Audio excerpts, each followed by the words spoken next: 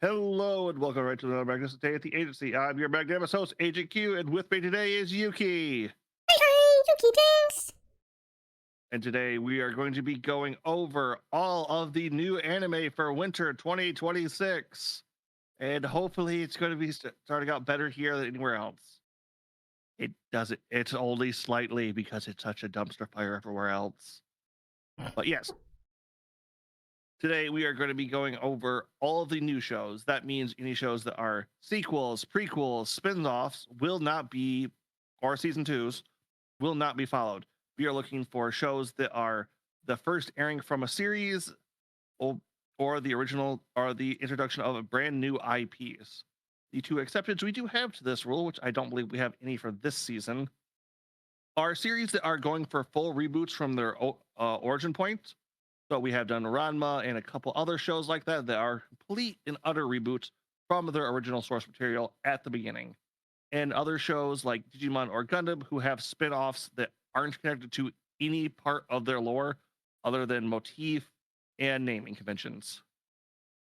I think we do have at least one show like that this season, actually. We've got, that, like, Samurai Warrior show that was a reboot of the old one that used to show up on, like, Toonami?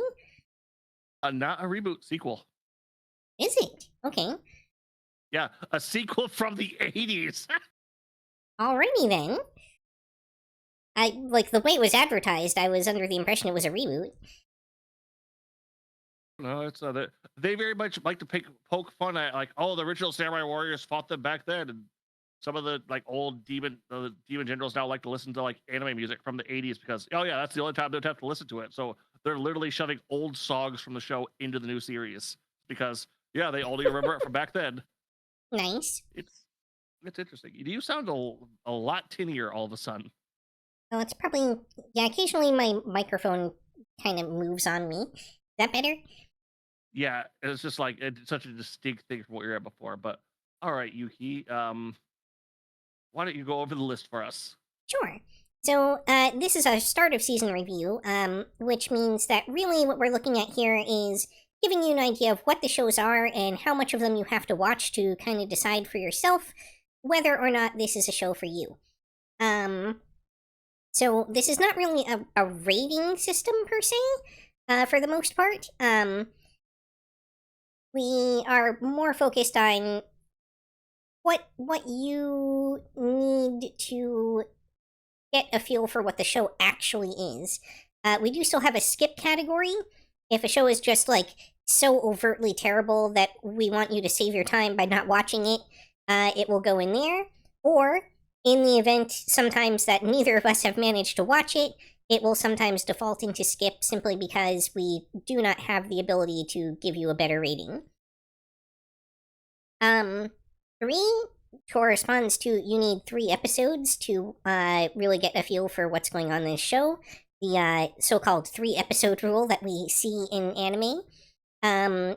Usually this means that there's some kind of major twist or something like that in the 3rd episode, or the first 2 episodes are just kind of set up before the show really gets going. Likewise, 2 means that you need 2 episodes to get a feel for the show. Often this is because episode 1 is just like some kind of introduction or world building and doesn't really tell you much about what's actually happening. And 1 means 1 episode. You already know what's going on.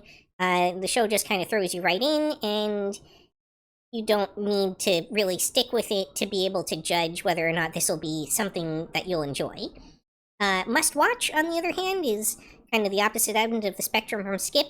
This is something that we probably anticipate is going to be like an S-tier show, and that you should just try it regardless and see if it'll stick for you or not. All right. That being said, we both do have our bias. We are not programmed algorithms yet. So, with that in mind, we will go over a bit of our do and don'ts. While I tend to bounce off any kind of rom-com, slice of life, or modern day slow spiel, a lot of healing anime tend to fall into this. I will, on the other hand, be your exact guy if you want your shonen action, giant robots, or technically villainous too, which somehow seems to always fall into my lap and being enjoyable. Over on my side, I tend to kind of shy away from things that are like modern day military, sports series. Um, I tend to also kind of bounce off the yaoi shows for the most part.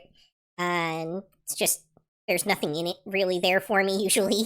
Um, and let's see. On the other hand, we're both very much into like isekai and fantasy trash. Um, We are trash goblins. we are both trash goblins. I tend to also pick up all the kind of romance and slice of life shows. And I definitely have a weakness for like the Yuri genres a lot of the time. But with that being said, we are going to go over all of the trailers. So we also try to make a representation of how each well, I was going to say channel, but streaming service at this point pretty much advertise or goes over any other shows. 90% of these will be Crunchyroll. We will try to point out anything that's not Crunchyroll themed. But Yuki, what is going to be our first trailer for the day? Our first trailer for the day is going to be Sentenced to be a Hero. 2025年10月から放送配信開始。彼らは世界を救う英雄か、それとも正規の Did 滞 that 在 say 人か。 starts in October? Yeah, I think it did. It must have gotten delayed or something. Stand from the animation quality on this one. Yuki, have you managed to catch any of this, or are you just leaving this one to me? No, I'm pretty much caught up on this one actually. I think I might be fully caught up actually. No, I don't think the episode is the one that we. All right, but getting onto it, Sentenced to be a Hero. We have another beautiful entry in the dark fantasy genre, possibly post-apocalyptic, but you know I'm always a fan of that wizard style of fantasy. Oh wow, uh, that's a deep cut these days. that was a deep cut into the day. But yeah, we have a once again a I don't want to just say gory, but yeah, it's definitely bloody at the very least. So if you are squeamish on that end, stick away from this. Other than that, So, animation quality wise, this is probably definitely one of higher budget shows this season. I won't say that the CG and stuff in it is flawless, but it's definitely at least like B plus, A minus.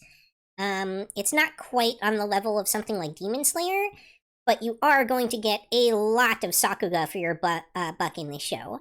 Especially in episode 1, or it might have even been episode 0, which was like a double-length episode and just kind of the real eye catch for the series. I think if we have must-watches this season, this one is definitely one of them. Like, you'll know what you're getting into pretty quick here, but it's definitely worth checking out for the animation quality, and, you know, the themes and dark setting and everything. My biggest gripe with the series is probably the creature designs, which, while they're unique, I don't know, they feel like really overly busy Flesh or blobby. something. Yeah, they're too amorphous and like they could use a little more clear definition. it does feel like as the series has been progressing, that we are getting more and more of that. Everything seems to be a little bit more solid, a little bit more refined down. I'm not sure where it's going to go, but all right. Now here's the question, because I'm liking this one once again. The characters are phenomenal. The story is looking really intriguing. The animation is fairly good. Like you said, tons of Sakuga. But what episode 1 at the very least is going to be that. Do we want to kick this up to the must watch? I would say this. My vote goes for must watch on this one. Like I said, if there is a must watch this season, this is definitely the benchmark for it.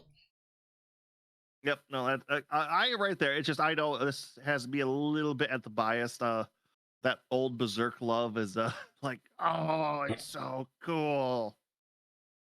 And with all the political intrigue in the backside, it's definitely giving a mild Game of Thrones to the story, which I'm always in for more lore and backstory and world building.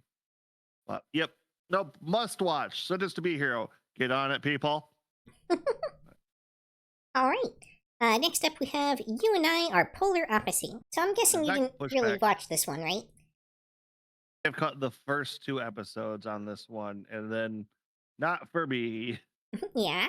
I will say that while this is technically a rom-com in the sense that it is a romance that has comedy, it's more accurate and nuanced to say, in my mind, that this show is it is more of a gag comedy anime that has romance as a plot. The romance is very much secondary, and the primary romance is actually like worked out in like episode 1, where they just get straight to asking each other out, and that happens. It's not like a will they won't they kind of show. This is very much like exploring the humor within dating and within like the interactions with friend groups and everything. But that said, it has pretty solid, fun characters in it. The animation, I love the fact that they constantly change animation styles in a way that feels very natural, and really kind of harkens back to those older school kind of comedy anime where, stuff would go chibi at like just the right time for the joke to hit and things like that. Funny you're mentioning that now. So I'd say this is a fairly solid show. You probably know what you're getting into by episode 1 or 2. After that, it just kind of gets into its paces of just, like day-to-day comedy content. And that's about where I fell off of it on. It's like, oh, it's going to be a mild romance. No, oh, they got together. Oh, it's dating. Which I do want to give props to that. You don't see that almost ever. But yeah, no, this was not for me. Another question here: 1 or 2 episodes? I'm thinking maybe 2 episodes, just because episode 1 is a little more focused on them getting together, whereas episode 2 kind of goes more into the comedy pace of the show. All right, yeah, that's about what I thought. Because, like I said, that is about where I bounced off of it. But all right, 2 down, 34 more to go. All right, next up we have In the Clear Moonlit Dusk. So, I'm gonna quickly spoil any plot that you didn't pick up from that. The show is basically a girl who definitely is missing her calling as a lesbian dates guy who's probably gayer than he realizes. Yeah, that's that kind of feels like it. Which, yeah, I think about another 2 episodes into that, and it's like, this is just 2 pretty people who are kind of weird and awkward in their own dating sense. Figure it out, they can be weird and awkward together. And there's nothing really wrong with that. Like, that's a decent enough plot for a romance anime. If that sounds like a good time to you, go for the show. Otherwise, this is not going to probably be very enjoyable for you. And the one other thing we will take to note that I actually have to make a comment on now because it's going to be trouble. Normally, I will try to do the official title or picture that Crunchyroll will put out, or do that depending on how good the show is. Normally, there's only a couple of these, and I like to get out which they will and do not think will do good. They did to all of them this year, and if they do that repeatedly, I will be going to actual thumbnails again because I'm having trouble spotting this one. Yuki, help me, please. Let's see here. It's Dark Moon. It's different. Yeah, I know. Oh, here it is. Okay. Oh, yeah, that's really tiny text on that one. Yep. All That's right. what Crunchyroll wanted. This is peak. Committee, guys. I'd by committee, I guess, or artistic value. I don't know. There's one on here that didn't get translated, even. I would say this is probably another 2-episode show. Yep. All right. I'm not going to even compare these. I don't know how I would want to compare these two in ranking for which I would prefer to watch, but I think where it is probably good to me. Like, the Polar Opposites one is a funner watch, at least. yeah. Like the one upsides I will say for this one, it looks like Kyoto anime. It is that pretty sojo style with the heavy lines, the big eyes, the sparkly sparkles. Oh yeah, it definitely looks nice. Like, they definitely had visual chops for the show. It's just I am very much of the main girl almost feels tsundere as well, but not quite. Like I said, there's nothing for me to latch on to either of these characters with. I mean, the male protagonist is almost the human equivalent of a big wolf, blue wolf guy, but All right, fine. all right. Next up we have Tune In to the Midnight Heart. I'm assuming you bounced off this one. I didn't know. I think I completely missed this one. I think I saw the thumbnail and was like, I think Yuki can take this one. Fair enough. Yeah, so this is a show where, first off, I want to make note that I'm not sure exactly what their role is, but one of the really major VTubing agencies is listed in the credits of the show, and I'm guessing it probably is related to the fact that one of the characters is a VTuber, but I'm not exactly sure how. I wouldn't be terribly surprised if all of the female leads are voiced by VTubers, but I'm not certain on that. Anyway, that little side note aside, the girls in this are reasonably cute, and if you just like that kind of harem-y show, great. The main character is kind of insufferable in this, but I will at least give him points for not just being a blank slate self-insert protag, but for whatever that's worth. But, I'm you know, curious. he's... Go ahead. I was curious how much of the I'm looking for this one childhood friend who I never knew, but I know their voice is a subplot or is a main plot. That is the main plot, but it's treated more as a subplot. It kind of takes a backseat to each episode's, like, A plot as a way to kind of tie everything together. And minor spoilers here, but the main character is like a super, super, super rich kid who's like set to inherit the company and everything. And the reason why he's looking for this girl is not because he is like desperately searching for her as a love interest. It's because in the final airing of her show, and this is something you learn in like the first 2 or 3 episodes, by the way, she said that she was going to be going off the air or something like that, and I can't remember the order, but he, like, while on the air with her, said that he loved her, basically, and is now trying to track down who it is, to make sure that he can destroy any recording that they have of that, to prevent future blackmail. Because he considers it that embarrassing. Wow, this main character is just a piece of shit, isn't he? Mm-hmm. I did say he was kind of insufferable. Yeah. Okay then. Well, I want to bounce off this even harder though. Where is this going, Yuki?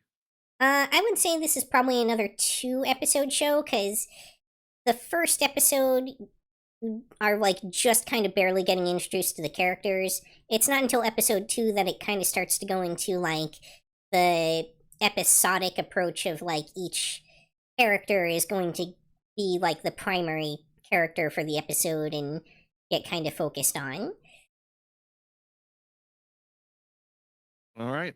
Alright, since this was in Japanese and it might have been hard to parse for people, the basic plot of this is the main character is someone who's repeatedly entering death games intentionally, in which the players are all injected with some kind of what they call the treatment, which causes all of their blood to turn into like plush stuffed animal fluff whenever it comes into contact with the air.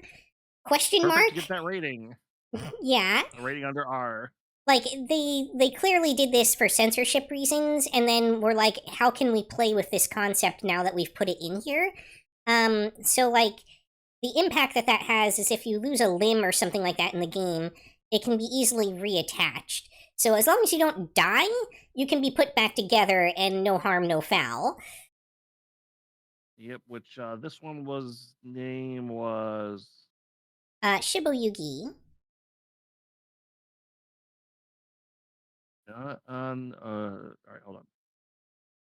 Keep I guess the other thing I would say on my end for this would be it looks like another high-end shoujo, but man, does it have those dark undertones. Like this is a wannabe. I wouldn't even say wannabe on that one. This is a dark as they come survival horror. Okay, I definitely got this one somewhere. Where are you? Could it be that one that's kind of in the bottom right there? No, yeah, far right. There you go. That one?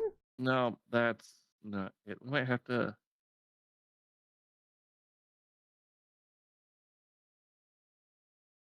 Nope, I must have missed that. Hold on, I will open up. Okay. I will get it really quick, everybody. Fixes in progress. Yes, this is definitely a very pretty show. I've heard people saying how pretty the opening is, which, in my opinion, is actually the least pretty part of the show because they gave it this weird, like, low frame rate deal going on.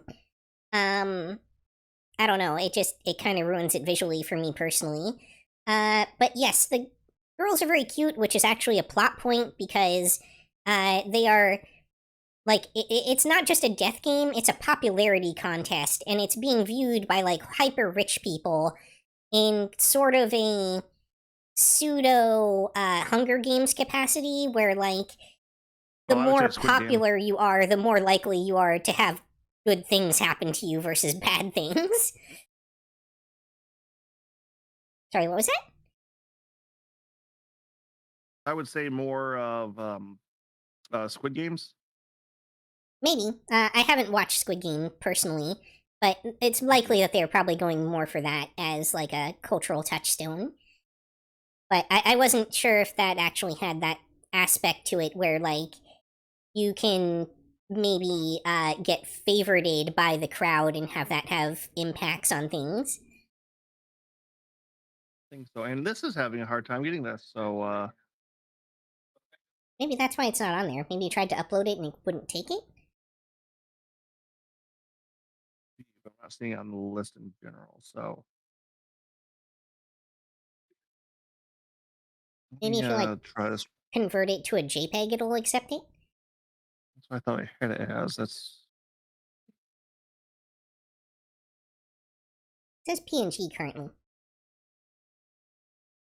and everything I loaded was a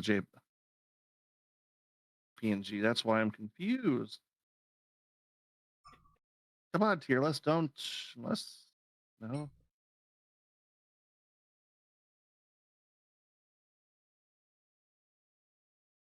That's why it's black. Oh, black it's on probably like- black. Awesome. Love it. Sorry about that, everybody. Damn, I was better on my game, but all right. This one does have an hour special opening, so I'm going to throw that right in the one. It's going to be hard to see for a while. Hopefully, when we post this later, it'll be a little easier to spot. But it looks good. The one thing I will say I noticed right away: this is a light novel adaptation. I could feel the cuts in the plot and the jumping around from the story where they probably spent a page or two describing what was going on, when in the show it's just a panning shot. So. Or the interior monologue. But if you like escape room storytelling with escape rooms with a hint of with a guaranteed guaranteed death on the backside of it. Hi, Dapper Definitely Weasel. for you. Welcome. It Thank was you he for popped up a joining me. while ago. Hi. All right, anything else to add to that, Yuki? 'Cause I No, I bumped think around there that's for a minute. enough for that one. We've been on that for a while. All right. Next up, we have Journal with Witch, which is one of multiple shows this season that have witch in the title, and the one that's least appropriate to have witch in the title because it has nothing to do with the show. So This you is know those old movies we used to get that were about some child or something being tugged away by some traumatic event, then being thrown on a loved one, and they both learn to open up to each other. oh yeah, totally in that genre. But this is It's like the 100% like a mature show, not in the there's sex in it kind of way, but in the this is heavy, emotional, chewy, learning to deal with trauma and loss of people that you had very complicated feelings about kind of show. yep. Once again, another don't want to say slice of life, but a very modern day. We're just going to be here. You're just going to feel emotions, and we're going to kind of ask about, okay, what's dynamics life? Well, how you should treat your family. How this show very much is looking all the weird family stuff you can have, all those weird tied emotions to people that you are close to, but also at the same point don't really get along with or don't spend a lot of time with, but are still a big part of your life, and looking at what that means to you and how that affects you. Yeah, yeah, that sounds about right. And And go ahead. as I was gonna say, I really can't say much more than that. Yeah. It really is just about that exploring of that emotional space much more than anything else. If that sounds like it's something that appeals to you, and if you're, in the kind of place where you're looking to experience some of that and maybe find a little emotional growth of your own, like vicariously through these characters, then this is definitely a good watch for you. This is probably a 2 episode again, because I feel like the first episode is just kind of dealing with like what happened, and then after that it kind of gets into like, them sort of parsing through everything. I like that too. It's like if you've ever had sorry, if you ever had like a major loss or been at a funeral, there's a very much of, oh, I just have to unpack these feelings now. All right, they're unpacked. Oh God, now feelings. Yeah. Yeah. All right. Next up is there was a cute girl in the hero's party, so I tried confessing to her. Yeah, I'm not a fan of that trailer.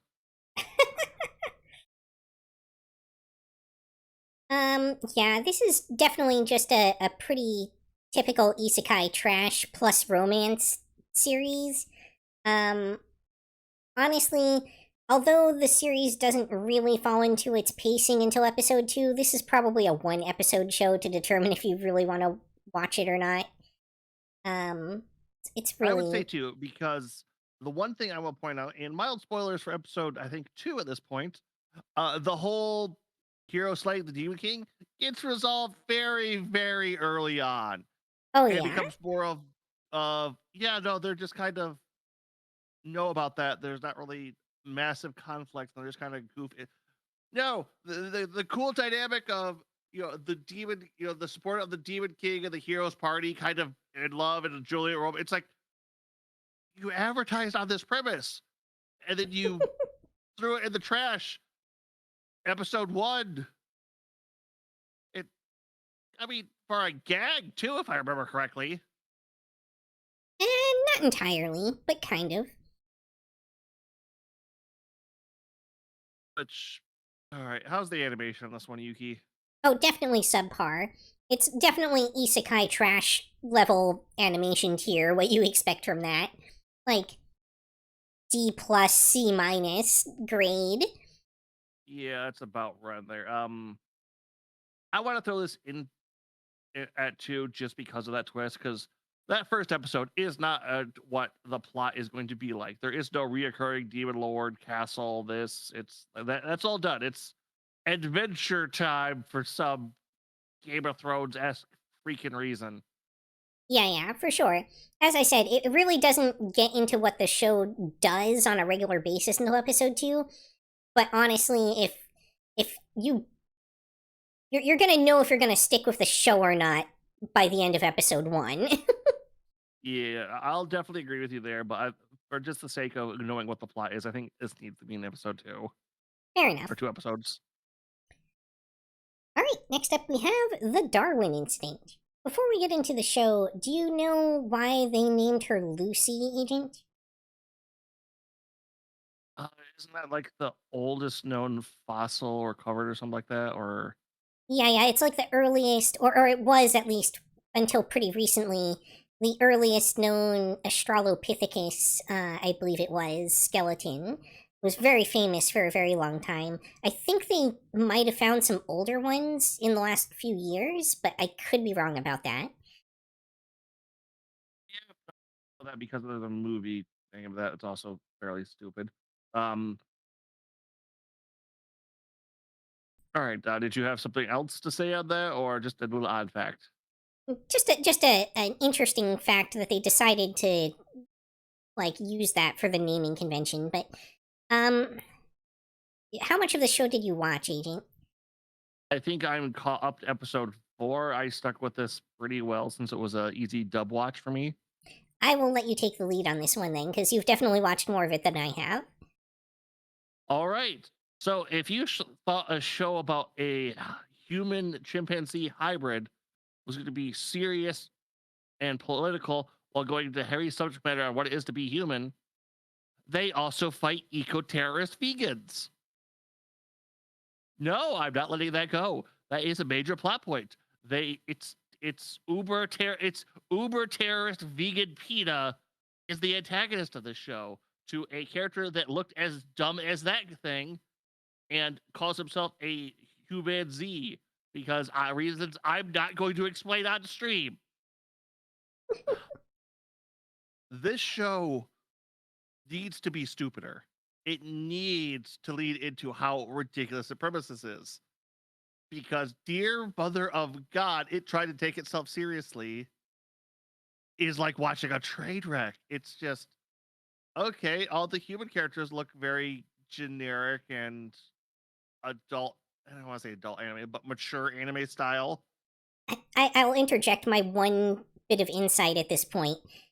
I feel like this is what we get when they try desperately to create a show that they think will appeal to Western audiences.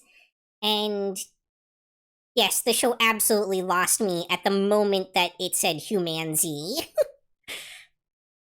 Oh, it's like I said, the best thing it has going for this. I was able to put this on the side because of the dub, which is awful. The main character has no emotions, is the most cardboard paper line delivery. Like he has no animations, no emotation. It's just, oh yeah, that's. Oh, should I stop them? Oh, these people are making you afraid. Should I do something about this? It, I little piece of me does not want to throw this into skip because of its dub. But did you have something you wanted to say? Oh, yeah, like I agree with what you were saying earlier, where I feel like yes, the show tried to take itself too seriously, and that ruined it. If you're going to have a plot this ridiculous, and like I'm pretty sure President Obama actually shows up in the show. No, that's the leader of the eco-vegan terrorists. And they just coincidentally look almost exactly like ex-President Obama? Yes. Sure, of course. And that actually only supports my point more. And I'm not gonna let the vegan thing go. They very much making a point. They're vegans. It's evil vegans. I don't know why the show's so caught up on the vegan fact. It's just evil or PETA.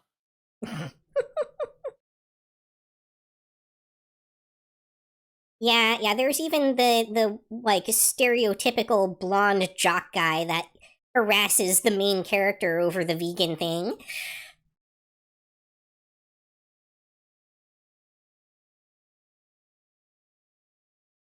This is definitely 1 or 2 episodes, I think. Like, You first know what you're getting episode, into by episode 1. yeah. Like, I think more gets going in episode 2, but like I think all the major pieces were very much set up in episode 1. All right, because I could go on that show for a while, off on that. But what do we have next? Alright, next up we have the Holy Grail of Ares. お前のこれからの人生をかけて Okay, I want to assume you thought this was a villainous anime. Oh, yeah. Like, I did catch the first episode of it, but I figured you'd probably be covering this one. First off, not technically a villainous anime, realistically. Wait, where did we put Cute Girl in the Heroes Party? So I tried to confess to her. I just realized we didn't actually place that one. Oh, you were saying you wanted or 2 episodes for that one. Yep. Oh, I already put Holy Grail of Eris in here. Okay, I'll move that around. Let's click that back step. My bad. Yep. So this is more of a murder. Okay. I'm going to say murder mystery, but more along the lines of, oh, there was this big dark plot to indict me, and you're kind of following the ghosts of the titular character in this one as she not only helps the main character navigate geopolitics in a medieval setting, but also tries to uncover who organized the plot that got her killed in the first place. Overall, it's very interesting on a lot of the designs and the characters they do for that, especially in a medieval thing. You expect so much of those just to be generic. I mean, come on, the one really super generic, like, chubby guy, though. Yeah, but he was like a one-off joke kind of bit there, Yeah. so I'll give him that. This one though, I really do like. It's your living character is naive, young, where the ghost to trying to help her is definitely somebody who was a top political figure who was very much in tune with the goings on in court and could navigate those very well. So seeing her kind of learn from that and do all these things is like, well, I don't like this. It feels awful. Yes, welcome to politics. I mean, not well enough. She did get burned at the stake. I mean, she was set out to be pretty good for a while. It's a high risk, high reward kind of states. The higher you go, but Mhm. I think with this one overall, because too much, you have to go into spoilers. We want to talk about any of the finer details. I think one episode is very much getting you what you need to know on this one. I don't remember episode 2 or 3 getting any kind of new dynamic to the show that wouldn't be just the natural progression of unraveling the mystery. I'm guessing you kind of gave this one a pass. I got 2 episodes. Like I've been trying a lot more, at least to give a fair shake to everything. And the cat girl did draw me in for a bit. Well, I'll start out by saying that there are 2 shows that are heavily revolving around a blind character this season. And I'm not an expert on this, but I would say that this one is definitely handling that better by leaps and bounds than the other one is. Overall, the show feels generally pretty respectful about handling the disability. And even the cat girl, who is arguably the character who's worst about that in the show, because she's, well, let's face it, pretty autistic coded. I think The sports autistic coat too. I think is still handling things quite well in the sense that when confronted with the realization that she did something insensitive, she immediately works to correct it, which is nice to see. I feel like overall, as far as I can tell, as someone who's not an expert on this feels like a reasonably good blind representation. Positive blind representation. Yeah. That said, that piece aside, it's kind of just a cute office romance. There's not much to write home about here in terms of the animation. I'd say it's actually a little bit below par in that category. They put that nice filter over everything most of the time, but that's all it really is a filter. When it comes down to it, most of these scenes are practically slideshows. You can't really expect much movement even out of most of these characters. Yeah, that in this show. It expects you to understand that it's a comedy. There's a lot of deep stuff it kind of has. It's not going to touch too much on any of it. It's here for the jokes, the cute reactions, and that's all it wants to do for the most part. That, and I think it's pretty clear that it's trying its best to be positive about all the things that it's representing in the show. Yep. And that part, at least, is very nice to see. Yeah, no, it's not that. It's nothing offensive, but honestly, there wasn't much here that hooked me either. Yeah, this is probably like a one-episode show.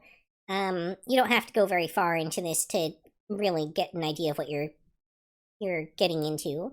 And although the main character is a private detective, don't expect much here in terms of like mystery. Even when they go into a plot that is like a mystery plot, it's going to be resolved in like 2 minutes. It's not something that the show's actually focused on. And it does not like to bring up its modern fantasy setting too, which like I said, it's right away you could say it's a blind woman dating an invisible man. It's like, oh, that's it. I think there's a plot like that. I feel like there's an old movie where like a blind lady dates horrifically disfigured person, but Oh finds yeah, out like for they're on the sure. inside. But this doesn't have the no inside. But it's like, no, everyone kind of accepts this. He's just an invisible man. This is just a kind of a non-issue for both characters. It's like, oh, you can't see me. I can't see anything. Bit. But it is cute how it does kind of naturally bring them together in a sense. Yep. But one episode, you know what you get right away, and I was just stalling because I hit an ad break real quick. But I think we can load up the next trailer. All right, next up we have Dead Account. Okay, Yuki, the words "Blue Exorcist" mean anything to you? Oh, for sure. I've watched at least multiple seasons of that show. Did you instantaneously feel Blue Exorcist vibes the second he started spewing blue fire? Yeah, Blue Exorcist at Home definitely accurately represents this show. So, general plot summary for this one.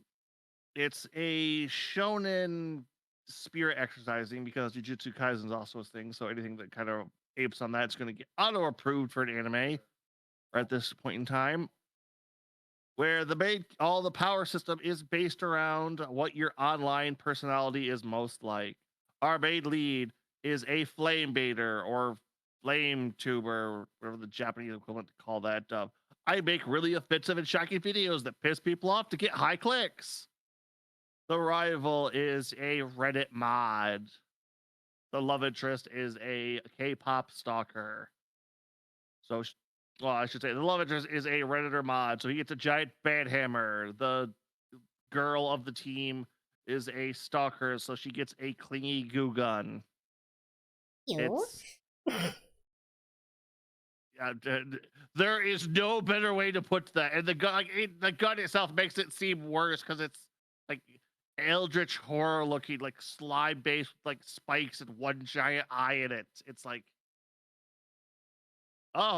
that's I don't know a good way to put that.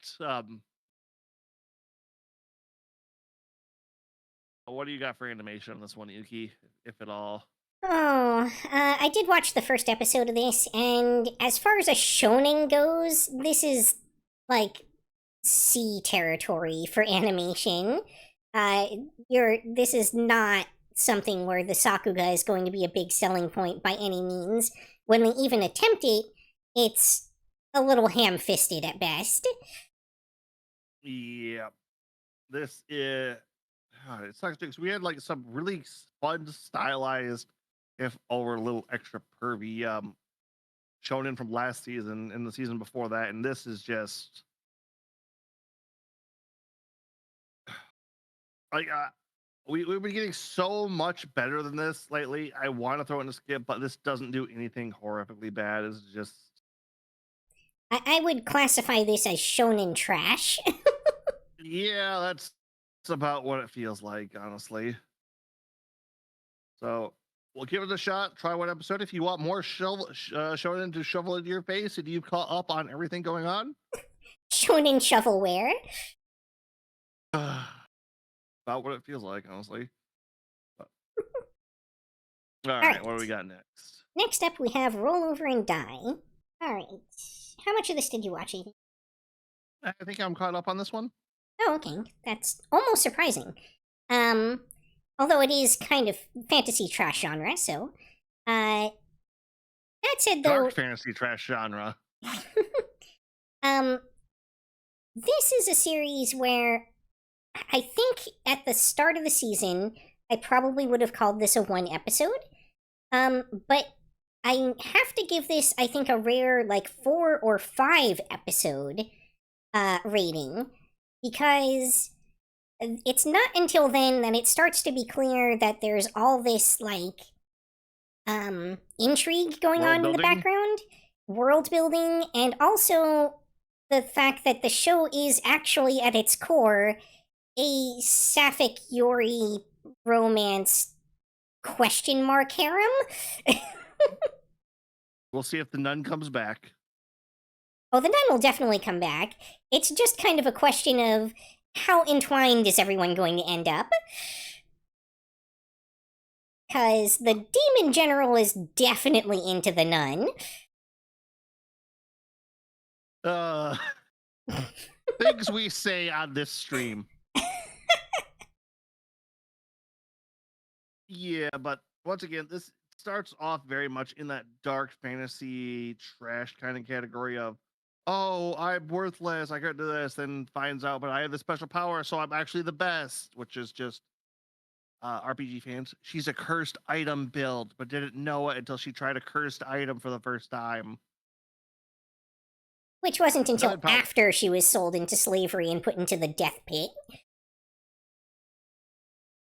Like, just straight to the bottom. I gotta only way up. The only way to go is up from there, at least. But yeah, unfortunately, I think we're gonna throw that there because this very much is one where you need to keep on it. It does get better. The plots do start mattering, and the characters don't become so one note. Like, there is obviously a lot more going on here. Whether that ends up folding into the main story or it leaves it as a backdropping will be something for the end of season stream. Yeah, this is a show where I'm increasingly theorizing that the genericness that it gives us early on is almost like an intentional blind to throw us off of where the show's actually going and how deep it actually gets. Oh, well, I don't want to do too much spoilers unless we'll get to that in the thing, but I've got a pretty good idea where this is going. While this isn't too original of a plot, it's not one we see too often. All right. With that, moving on to one of our high dive shows for this season.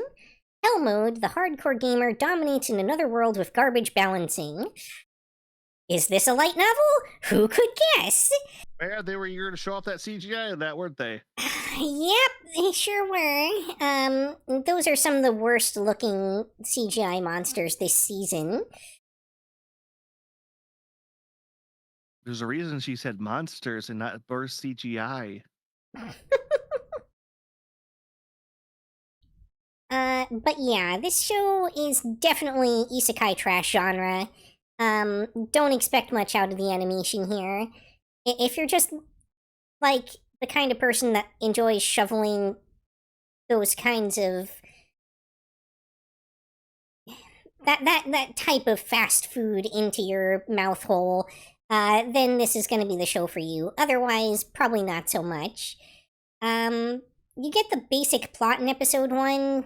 I don't know, it doesn't really get going on doing much until episode 2 or 3, but I think you Doesn't even really really get only more. need the This one is a episode to know if it's for you or not. Yep, this is a slow burn as hell show. Not much going on, but it is taking its time to build up the characters, build up how the very basic generic power system works, but also seems to really want to enforce how the world's okay, so it's a medieval class Social system. structure? Yeah, works. Because that definitely feels like the part they want to hammer in and hammer in and hammer in of we're serfs. If you don't know what if you're unfamiliar, a serf is below a citizen but better than a slave. Technically better than a slave. Only barely. I feel like there's a famous quote of if you had to pick between the two, you should pick slavery because at least then you have value. Yeah, frequently. Which no comment on that personally, but it's that's showing you what their living situation is. Rags, and you have to pay this much. No, I don't care how much you make. You will pay this much, or you will get in trouble. And you are not a citizen. You don't have rights. It's that bad. But where did I through this hell mode? Yeah, if you want more generic, if you wanted to see what would happen for the guy who thought Dark Souls needs a hard mode, it would be like in an isekai. Here it is. I don't know why you specifically asked for that, but you have it now. Yeah, like we said, the character, the non-CGI looks okay. It's kind of dirty and basic, but that's kind of what the setting's supposed to be. And the CGI, I don't know. Even that's not great. It's like off model most of the time. The character designs aren't great. Like even the non-CGI is like low C or even D tier. Yep. But you want more isekai? It's not the best pickings this season, so you got that. Honestly, it's well below par for the kind of shows that High Dive usually has. It kind of feels like they got left scraping the bottom of the barrel on this one. Yep. Well, I think Crunchyroll is cutting costs, but being more aggressive in what they grab. So, yeah. Yeah. All right. I guess moving right along, we have the villainess is adored by the prince of the neighbor kingdom. I only caught the first episode of this one. Which is bad, because this is a villainous genre, which if you're unfamiliar with the villainous genre, it's an isekai subgenre where a girl generally gets teleported to a famous Otomi villainess game, where she, instead of becoming the heroine, gets to become the villainess and twist that around to generally either being the best villainess she can be, getting along and becoming friends with the hero so that they don't get killed, or other shenanigans. This one, none of that happens. As they're going through the main plot, one of the NPCs goes massively off script and decides he likes this girl. I haven't got past episode 1 because I was so disinterested in the plot that I've been having a hard time getting up the energy to watch more. Oh darn. Maybe I should try and make an effort to cover this one then, because it does feel like it kind of falls more into the romance than the typical villainous genre. It does. I will try to get towards the end, but there were 2 shows that were in my wheelhouse that I just could not stomach this season. But if I had to throw this in here, I would throw this. I'm gonna say 1 episode of this one because maybe there's a twist we don't know. We will come back at the end, but 1 episode because you bounced off of this. I bounced off of it. You probably just stopped because it was a villainess, didn't you? That was definitely a big part of it. I figured you'd probably be covering it, and, I have to be careful how many shows I try to cover because I get overwhelmed sometimes, even with the amount that I do pick up. Yep, which this is technically the show I dragged you into, and I always feel bad about putting too much onto you. I will still handle this. I just need to catch up with it. But yeah, this is not looking too good. I'm throwing this one under dead account, but above Darwin incidents so far. Maybe I'll think about that later. But Fair enough. I think that's about it there. All right. Next up, we have Wash It All Away. Okay, I got episode 1, and then I think I punted this over to you. As expected. So this is... I kind of want to throw it into, like, the healing anime category. It's quite well done for the most part. Like, it's not the highest budget show ever, but it clearly looks pretty and nice when it counts. They know where to put the money that they do have. And if you're like me and you have kind of a weakness for that kind of specific vibe of, like, small town and, like, craftsmanship, like, if I don't know how to explain this exactly, but I'm the kind of person where there's a romance to the art of craftsmanship and artistry. And when I see something that is really, really devoted to that, it can touch me on an emotional level because it's something we don't see much anymore. And this show really nails that a lot. It's not an exact analog, but there's parts of this that, to me, feel a little bit like something like Kiki's Delivery Service. So if that kind of show is appealing to you, then this is something to maybe check out. One caveat, like one thing I will mention, it does have a little bit of fan service here and there, but probably more concerning for some people is the main character's kind of love interest as a 20-something is a high school boy, from what we're seeing.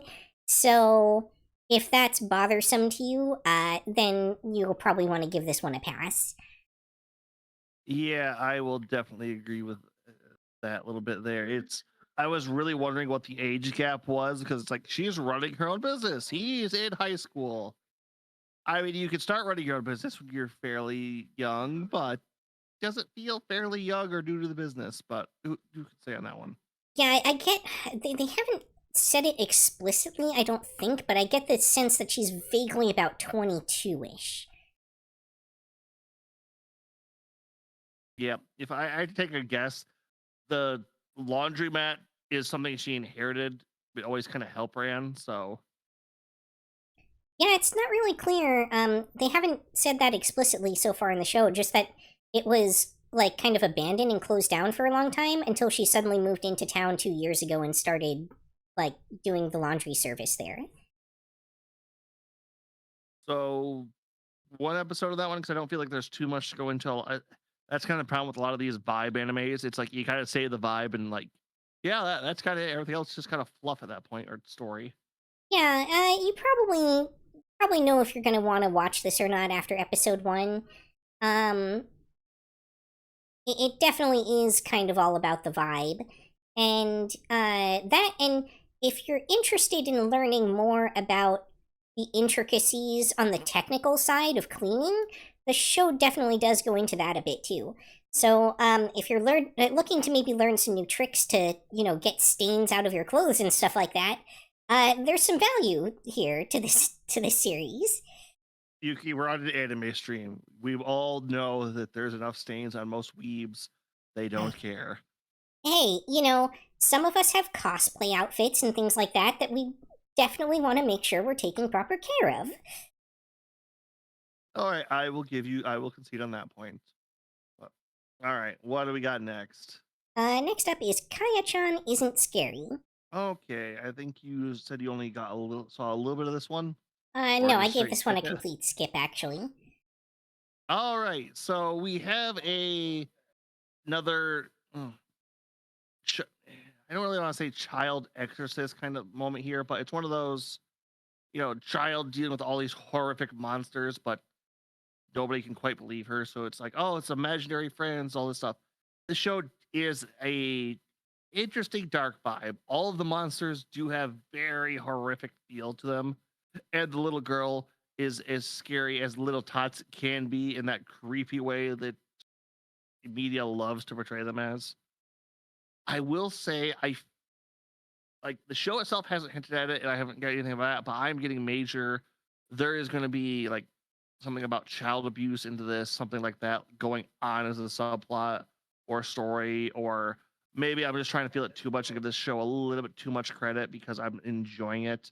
But it feels like there's more going on, but it very much is going to be. You see what it is after episode one, and you know what it's gonna kind of be like from then on there. There is not too much more on the plot.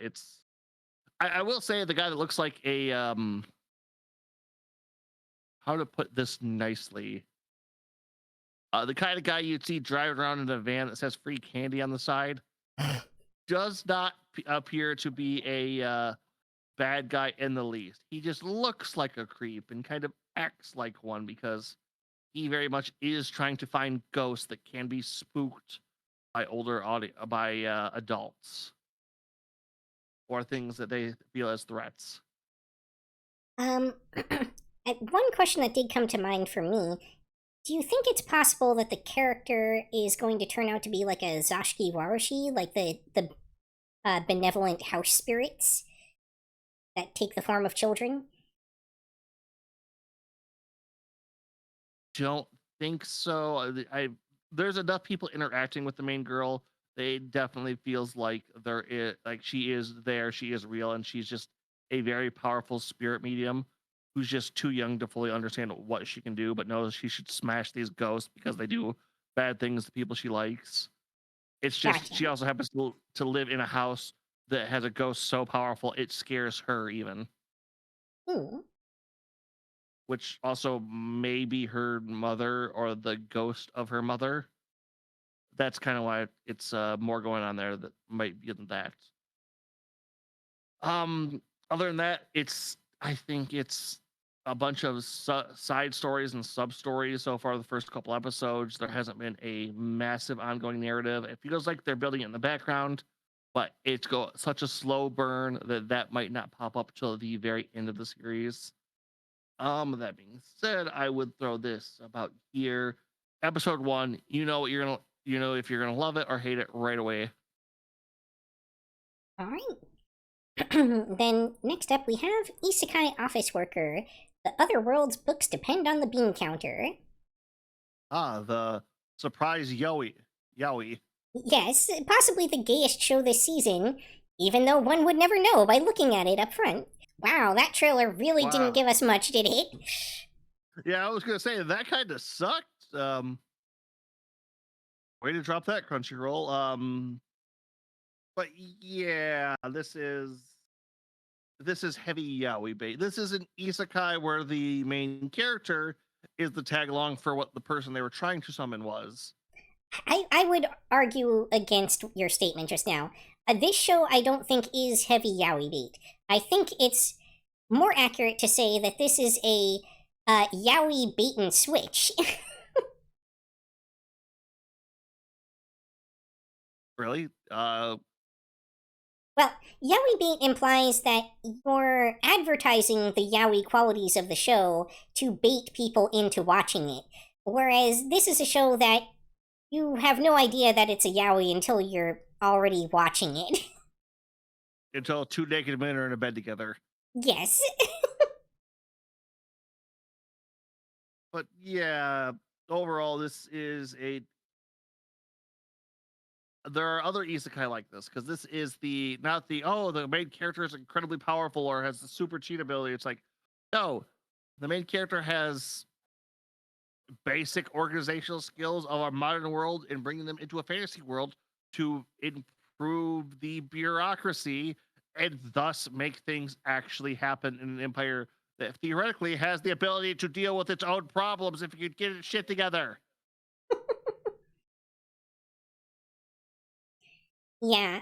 So I do have kind of a particular weakness for these kinds of shows that are about like kingdom building or like building up a village or town or something like that.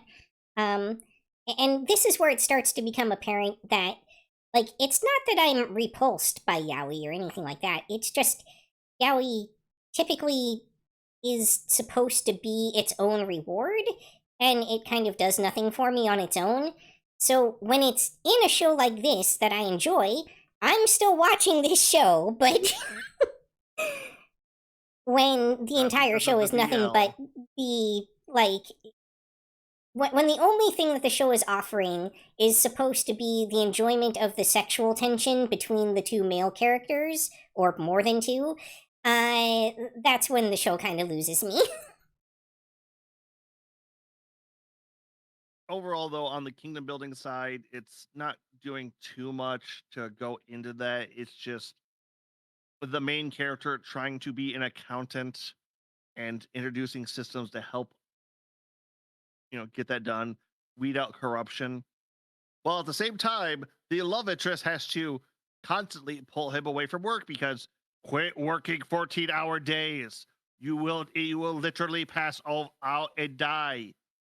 Yeah, and Which quickly learning that just because they're magical doesn't mean that you can chug entire cases of Red Bull. okay, to be fair, in that universe, I think you can, but he can't. Which okay, actually, hold on. No, wait, I was gonna say, well, how did they die? But then I was like, oh wait, no, Truckcoon, right? No, they didn't die at all. This is the other kind of isekai. I swear The they're about to get hit by a truck. no. So a portal opens up and starts sucking in the girl, and this guy just happens to be walking by, tries to grab her and save her, and gets sucked through the portal with her. Salut Yuki and Pew. Hi, Para! Welcome! Hey, Thank you for joining. You're catching us about halfway through our anime recommendation list so far. But yeah, so that being said, there's a little bit of geopolitics going on, but the problem is everything's a bit watered down because it is trying to be a kingdom building isekai with a heavy yaoi romance. Which, if you want to see two, like once again, I think it's episode 2 or 3, two. maybe? It's two. It's at least two. It's like I was gonna say one or two, but if we both think of that, I would say two on that one. If you want to see two naked men in bed together, because the main character is extremely intolerant of all things magic in a world filled with magic. The knight captain specifically has to use his healing magic in a close and cuddly fashion to make sure he doesn't pass over and die. Honestly, their whole Has relationship to give is him a special injection. the whole relationship feels like it's a pet owner with one of those pets that is attracted to everything that wants to kill them at all times, and just like, no, quit that, stop, get over here, no, stop that, drop it, no energy drinks. You know what those do to you.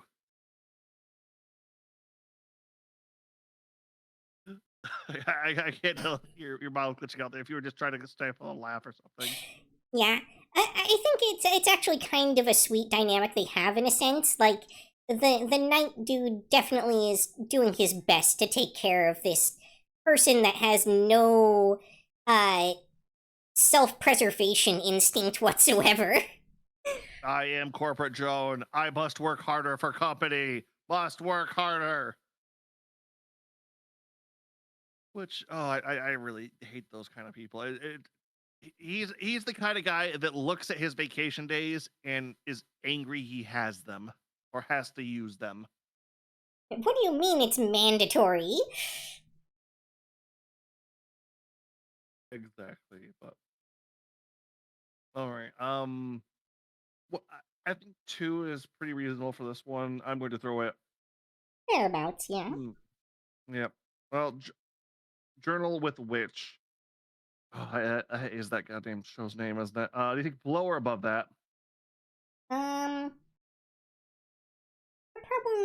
probably below Journal with Witch. I think that That's kind of one, what I was thinking. yeah. It's just it's heavy, but it has a lot of value to it, I think, for the right people. Alright, next up we have You Can't Be in a Rom-Com with Your Childhood Friends. I think, No, we're still nothing more than childhood friends. TV anime adaptation. Why does it have no anime in it? That was the official trailer, people. Okay. Please hold. There has to be like a second one or something.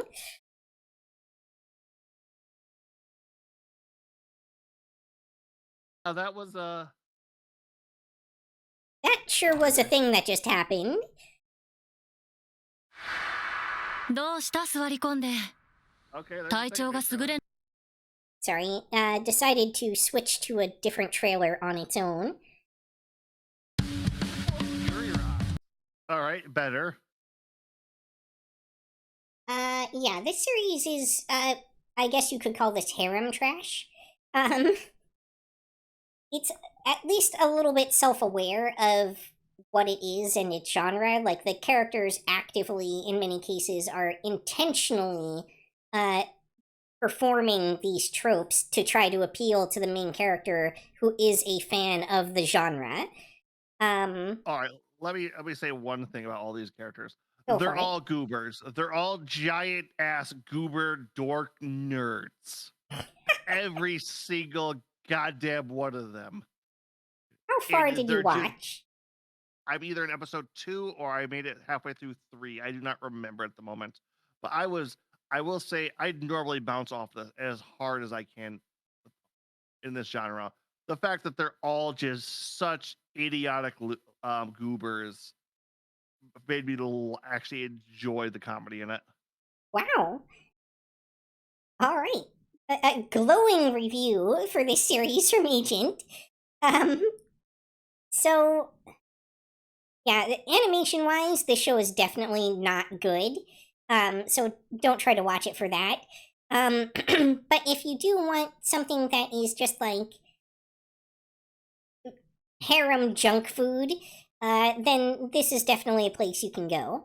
I will note that this is one of those series where it feels honestly like the chemistry is stronger between the female characters than it does between any of them and the main character.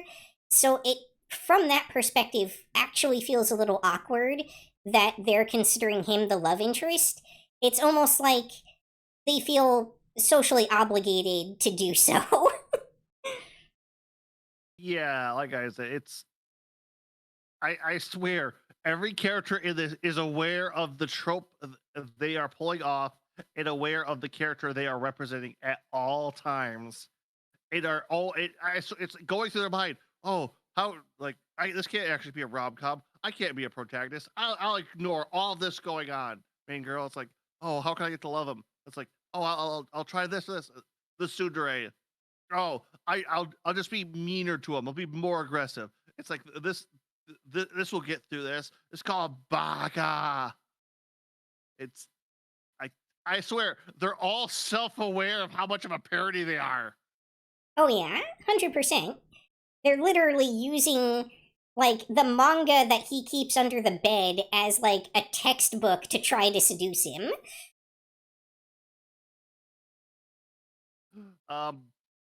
This is a one episode in all of the best ways. You know exactly what you're getting right out of this one. It's at the top right now, honestly. This is the one I enjoyed the most out of everything we have here. Shocking! Wow. I know, I was surprised too. Now I will throw out there that I have had a couple of other friends of mine tell me that they just immediately hard bounced off this series, so it's definitely not for everyone. But if you want something that's like a turn off your brain, fun ride, genre trope, kind of thing, then have at it. Yeah, once again, you take into mind that this is my least favorite genre, so saying the fact that I like it might mean it has some anti rom-com life blood in it. All right, next up we have A Gentle Noble's Vacation Recommendation.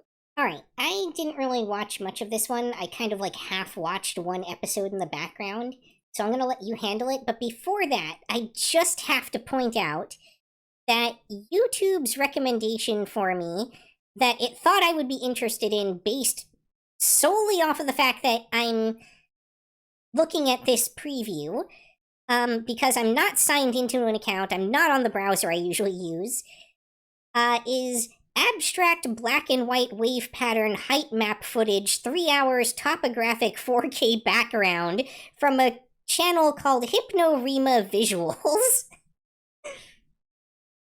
Yeah, this is the dullest goddamn thing I've watched in a long ass time. And it's, hey, what is Okay, this so it wasn't fantasy- just me, it was super boring. It's what if this fantasy guy got teleported to a fantasy world? Not a magic guy teleported to another magic world. Was it a magic? I don't care. I don't care. It's, hey, what if a fantasy noble got teleported to a fantasy realm? No, that's it. Just, yeah, he's just gonna wander around and let life happen. It's like, it, I don't understand what the driving point behind this show is. It's just a feel good slice of life isekai, I guess. It felt like it was trying to appeal to the yaoi audience to me, but I don't know, I didn't watch it I far can enough. see that too, kind of, but it's just, um, no, I got one episode and then skip. Like, I'll go back from the end and like catch some more stuff on, but skip. Dear Mother of God, skip. Yeah, I mean, it's hypothetically isekai trash. Technically, it's isekai. It does come from another world, right? It's just not our world. It's a fantasy guy into a fantasy world. And still manages to be super boring. Yeah, that's what I said. It's just nothing. There's just nothing going on here. All right, let's. Alright, next up we have Reincarnated as a Dragon Hatchling. This is the other new High Dive show for this season, and I will point out, for whatever reason, High Dive did not have their own trailer for this show. So this trailer is coming from Sao Anime? I don't know how to pronounce that. Apparently I accidentally clicked a link there. All right, so a little bit of a backstory I want to go on this one. Back when Overlord and Reincarnated as a Slime were first coming out, I got a massive hankering for I'm going to be a reincarnated isekai with a monster, and I picked up several. New Pokemon? No, I wish. Several series that were all about that kind of basis. This is one of those. When I saw that this was getting an animation, my first thought was, oh wow, they're really scraping deep at this point. This is isekai. I'm reincarnated as a monster. I need to level up. I'm going to spend the majority of this time talking to my head. We've seen this with what was the one It's where the guy gets So I'm reincarnated? a Spider, but so what at home. Like, if you want more of that and haven't been getting it, this is the show.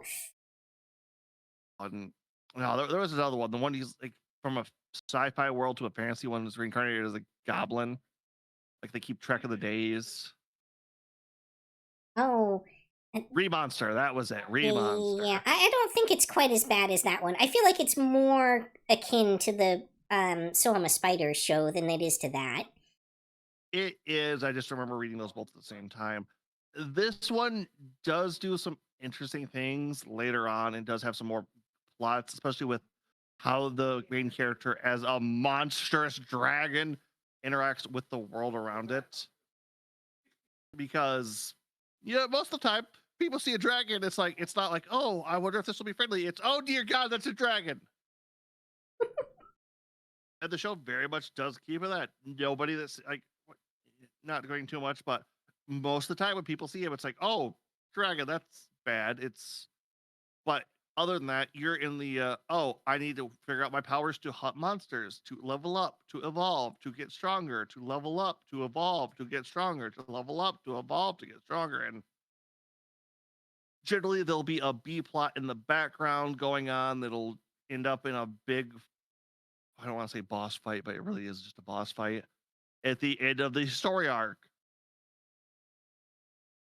If you like that, it's not bad. The probably has, I was gonna say the best CGI monsters, but it's passable. Nothing's horrendous looking. It's It's not supposed to be quite as monstrous. good as the CGI was in So I'm a Spider, So What? And the CGI in that wasn't the best. But yes, it's not overtly offensive. That being said, how much of this did you watch, Yuki? I'm all caught up on the show. There might be like one episode that came out like yesterday that I haven't watched yet. Okay, so do you think this is a 2-episoder or a 1-episoder? Honestly, it's really kind of a one episoder. You don't need much to see what kind of show this is and where it's going.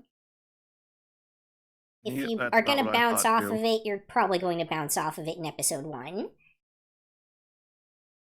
Yep. All One right. thing I could tell from the light novel that is a little spoiler from the later on. Hmm? At one point, it's an evolution. He grows a second head. This is a new Oh, personality. wonderful. It's interesting. But all right, what do we got next? I was going to propose, since we're at the 4 o'clock mark here, that we go ahead and take our scheduled bio break and get some water. All right, everybody. We'll be back shortly to finish up our list. Go take a break, grab a little snack, and we'll be back shortly. All right, welcome back, everybody. Hopefully, you had a nice little break. Yuki, what's our next trailer? Next up, we have Dark Moon the Blood Altar. Well, that didn't give us much. You want to try that next one down there? Or no, that's the first episode. All right, all right. Yeah, that's I guess we'll just get into it then. Yeah. So Yuki, did you like Twilight? No, not even a little bit. I felt that it ruined werewolves and vampires for an entire generation. I'd still ruining them. All right. How about Vampire Night? That was better. I watched that one and had at least some enjoyment out of it. All right. So this is definitely right in those genres. This is a world where vampires, at least, are known to be real things, if only found out recently. It's all right. And we're following the young girl as she's decided to go to night school, literally school that takes place at nights because it fits in with her lifestyle better. And she doesn't want to draw attention to herself because she has super strength and maybe durability too. I don't know. She can basically bench press a car. It feels like. Um, Hmm. the local club of vampires. Every one of them sees her, gets instantaneously. It's like, oh, I love her. Oh, she has powers. We can all kind of be weird and crazy together. Then the local gang of werewolves kind of gets on them. It's like, hey, you vampires, what are you doing with that normal human girl? Like, that's not like, we'll keep an eye on you. It's apparently like they're all high-ranking vampires. So we see lesser vampires that can't go out in the sun, which all of the pretty boy vampires can. And then I don't. Important This is a question. reverse When harem. the high-ranking vampires go into the sun, do they sparkle? I don't think so. I Okay. don't think so. But this is a reverse harem with vampires and werewolves and one vampire werewolf. All Sure, the pretty why not? boys all have baggage of some kind that we're going to get into when we get to their specific episodes. The girl probably has some destiny and some dark past that makes it so all these supernatural creatures are definitely attracted to her for reason. I got very, very strong K-pop boy band vibes out of that intro. I don't know why. trailer I thing. do not know why. It's like they're all cute, hot, like they're the Bishojo boys kind of feel to them. Every one of them's the pretty boy that'll make the girl want to get. This is a reverse harem with vampires and werewolves. It takes place at school. No, that doesn't actually matter all that much. The vampire and werewolf thing kind of matters because one of them has telepathy and they all have like a weird power, not just like generic vampires. It's all like a superpower, although she doesn't seem to realize that makes them vampires. And I don't know if she knows if where her powers come from, but I'm pretty sure she's some kind of supernatural creature. Or why else would she have super strength, which she's really I don't want to say conscious about, but people really worried about people finding out because she'll think she's weird or possibly a vampire, which I feel like I don't know. I'm so worried about people who are going to find out about my super. It's like what?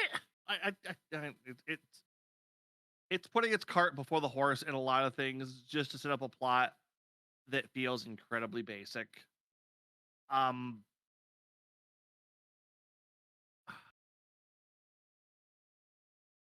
I want to say some of the background stuff starts in episode 2, so this needs to be put on there. But this is very meh at best. The animation isn't anything to write home about. I don't. Did you watch an episode of this at all, Yuki, or did you just? No, I gave this a complete pass. Yeah, that's what I thought too. I don't blame it. It's not awful, but if you are looking for that genre, it's still around. We get one of these shows like at least every other season. It feels like. Um, but yeah, 2 episodes to what if you need to know this one. But yeah, if you want Shoujo Pretty Boys, Vampire Blackness, there you go. All right. All right. Well, and then next up is Scum of the Brave. Hang on, let me take my performance-enhancing drugs real quick. Okay, to be fair, in that scene, the fact that he was injecting on the side there was kind of how he was tricking the bad guy, so I'll give him that. But yeah, that was a weird opening on that one.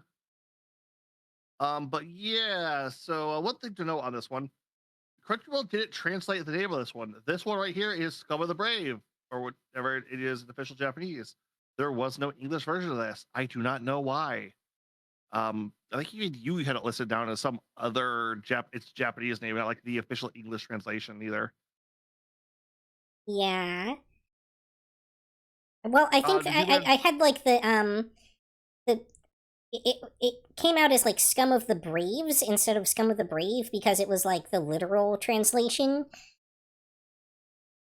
Yeah. Oh, yeah, whatever. But did you manage to catch any of this, Yuki? No, I gave this one a complete skip as well. Okay, I don't want to count it as a shonen one, but it's a very interesting one. So the whole premise is, yeah, a drug was found that gives you magical powers. Literally, they call it magic, like an ether enhancer. Um, Everyone gets like in base strength, speed, and like regeneration to the point where like, yeah, no, a bullet through the heart won't kill you. That's why everyone kind of goes swords and all that, and everyone has like a crazy power that's their specialty. You're kind of following what is basically a bounty hunter as he reluctantly trains and keeps track of a bunch of girls from the magical girl combat school set up to fight crime lords. Yeah, sure, why not? Yeah, exactly. It's a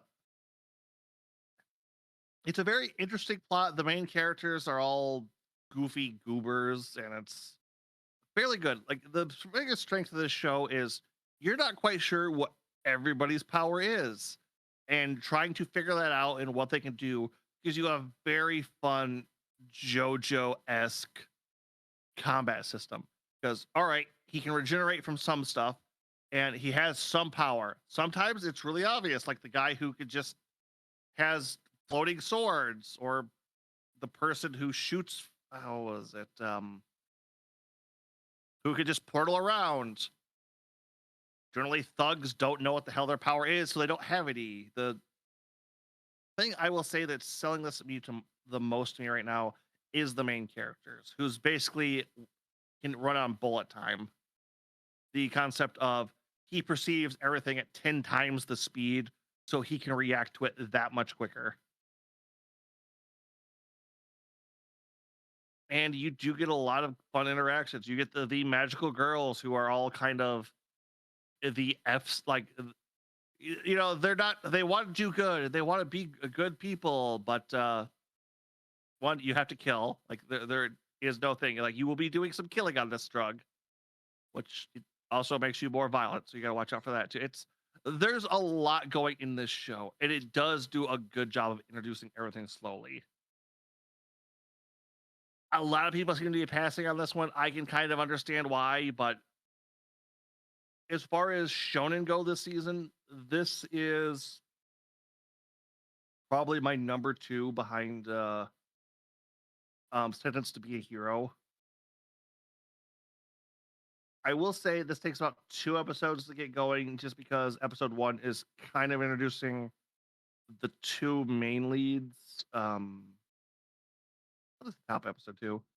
This season, by the way, had a lot of high-profile sequels, but kind of slim pickings when it comes to new shonen shows. Yeah, I think a lot of them are scared off, which I can understand. There's a lot of good stuff going on, which I'm spending a lot of time watching on the background. Oh, that reminds me, Crunchyroll. If anyone from your dumbass team is watching this, why aren't any of the season 2s from last season on this season list? I didn't know Tokunawa wants to be a common writer and Digimon were still going until somebody mentioned it to me. I'm very irritated about that. I guess they're following the same rule we are, where it's only new shows that make that list. There are things that are on season 2. They're just nothing from last season. It's like all the, I don't know. It's Crunchyroll fired too much staff, and now they're paying for it in multiple ways. What do we got next? Next up, we have An Adventurer's Daily Grind at age 29. They avoided the big thing of this that's threw me really hard. So this is kind of an adventure comedy, and it can be kind of charming, but I think what Agent's referring to here is the fact that there are, in fact, multiple little girls who are crushing on the main character, a 29-year-old, and the primary one there, with the blonde hair, minor plot spoilers here, but she turns out to be a succubus who will turn into an adult body at night when they are definitely, of course, sleeping together in the same bed because that's all they can afford at their crummy little inn. Yeah. Little girls. Yep. I don't like the fact that came in on my note there. Yeah, it's for some odd reason that they wanted to throw that out there. I really hate the fact that they did, because is it that kind of show, and it's kind of uncomfortable. Like okay, there's trash, there's all that weird stuff. If it shows, do what you want. If it's cartoons, do you want? I don't care too much. But it's really uncomfortable in this show, especially since it's almost going for that wholesome, hey, Japanese people, go have kids already. They're fun. They can be cute. We need them, please. So this show very much gives me the feel of children are a gift, not a burden. They can be entertaining and fulfilling in your life, you 29-year-old bachelor. In fairness, he does also have some adult love interests come in the later episodes, but if you're the kind of person who's put off by what Agent is describing, then you're gonna probably want to give this show a pass. Other than that, this isn't anything great or turning. This is kind of a trash fantasy dungeon crawler with Comedy slice of life, yeah. Raising a family kind of bit. You know what you're getting by episode 1 on this one, I would say. I think that's accurate. I'll put this below hell mode. I enjoyed hell mode better than I did this one.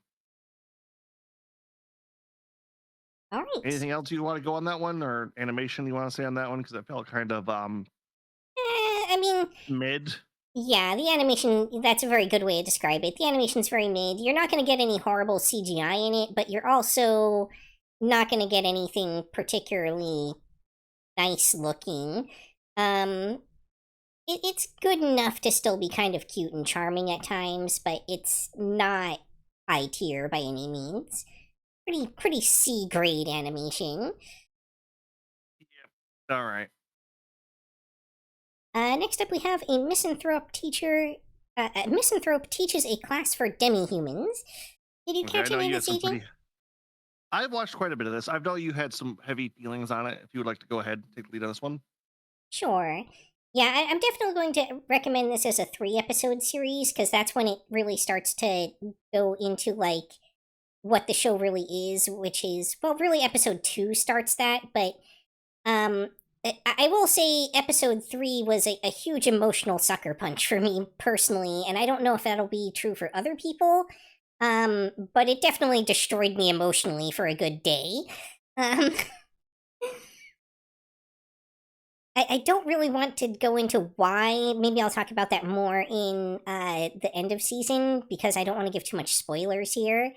But yeah, this is a show that presents itself as being kind of a cute girls doing cute things show, on the surface level, but it does kind of delve into some interesting character explorations from episode to episode, which it turns out to be kind of what the show is really about. But that said, another content warning caveat for this show: a lot of the early episodes especially are pretty focused on, like, basically teasing or flirting from the girls aimed at the teacher.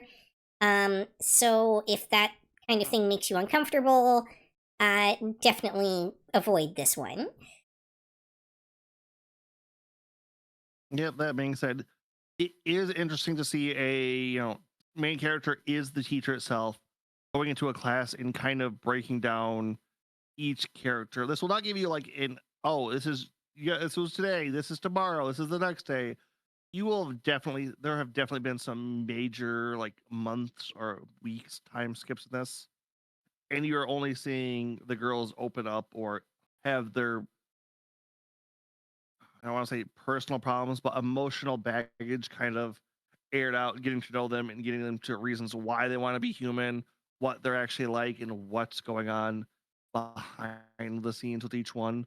I have the distinct feeling this cast is going to grow, but it does stay nice and tight with only four supporting characters, with following our main character, who is just kind of a blanks, not so much I don't want to say a blank slate in like projection, but he doesn't have much going on personality wise other than I'm a teacher, I'm a gamer, I'm trying to help these students.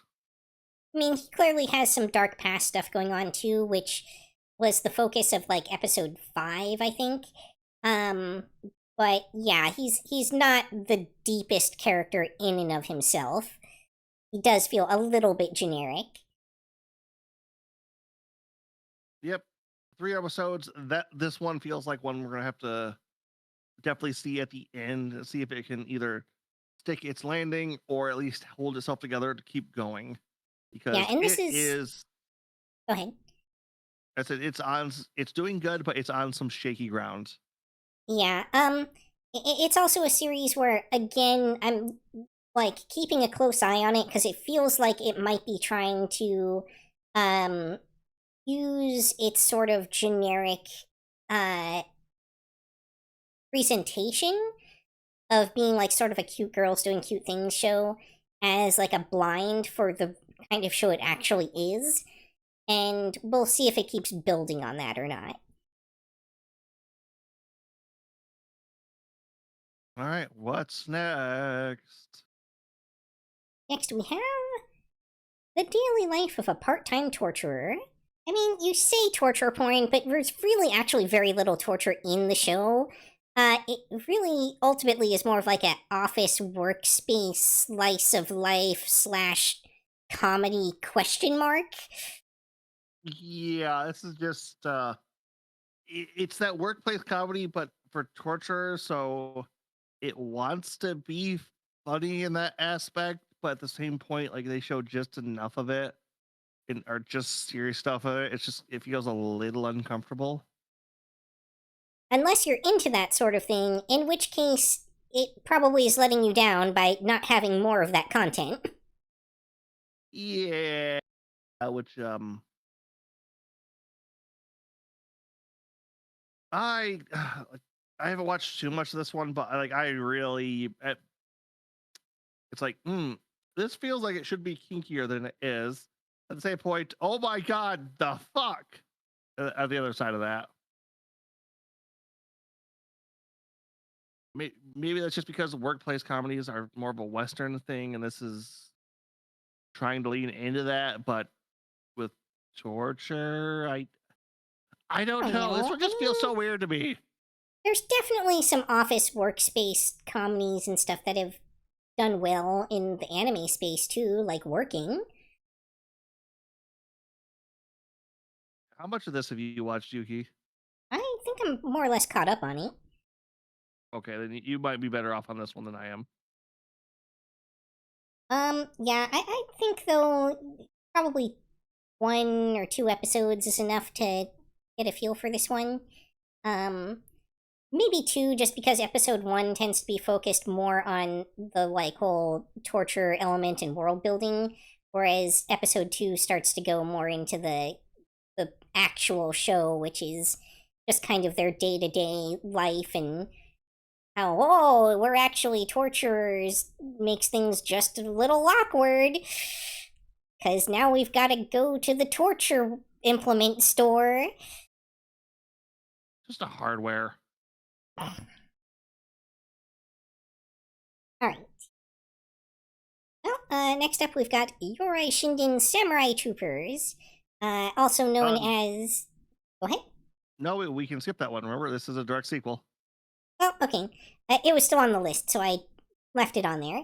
But for those who aren't in the know, it is a sequel to what in the West was known as Ronin Warriors, that used to air on Toonami. Yeah, but all right. So instead, What? next up we have Jack of All Trades, Party of None. PlayStation Okay. 3 wants its monster models back. Yeah. All right. As Yuki was saying, this is another show in that genre of, oh, we don't think your clash is very good, so we don't care about you. Please leave the party. The one bonus I will give to this is they don't think that his class isn't very good. They just think they can get a better version of him, since he is a jack of all trades and not a dedicated support character. But surprise, the jack of all trades is actually incredibly powerful, even stronger than the hero's party combined. And of course, it turns out that the hero's party is basically useless without him. Yep. This is a show we have seen a dozen times. This one kind of speed runs him getting picked up by a new party, but I feel like a lot of the newer ones have been doing that to begin with, just because everybody is getting so familiar with this genre. The bonuses I will say to this is they're putting him in a no. We've had the mentor role already too. I can't really give a plus to that. This is just kind of mid fantasy sort of slop again. Yep. Honestly, I don't But- think you need more than 1 episode for this one. Yeah. I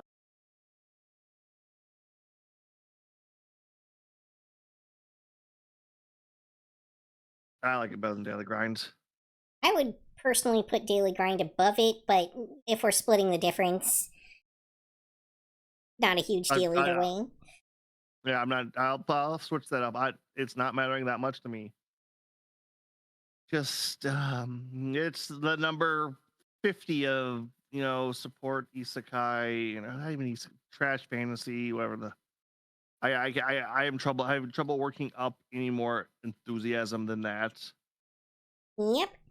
the best I can say about it is it's the kind of show that doesn't matter enough to me to need to pay attention to it, so I can put it on in the background while I'm doing other things. Yep. All right, what do we got? Next up is Tamon's B-side. Yeah, I only watched about one episode of this one myself. I'm not sure where you were at on it. I think I got to 3. It started kind of blending together for a while on me. It's yeah, what if a super J-pop, K-pop, pop show fangirl got a job where she had to take care of her idol, but her idol was secretly a um antisocial mess of a person who's only held together by being able to put up a front and his manager.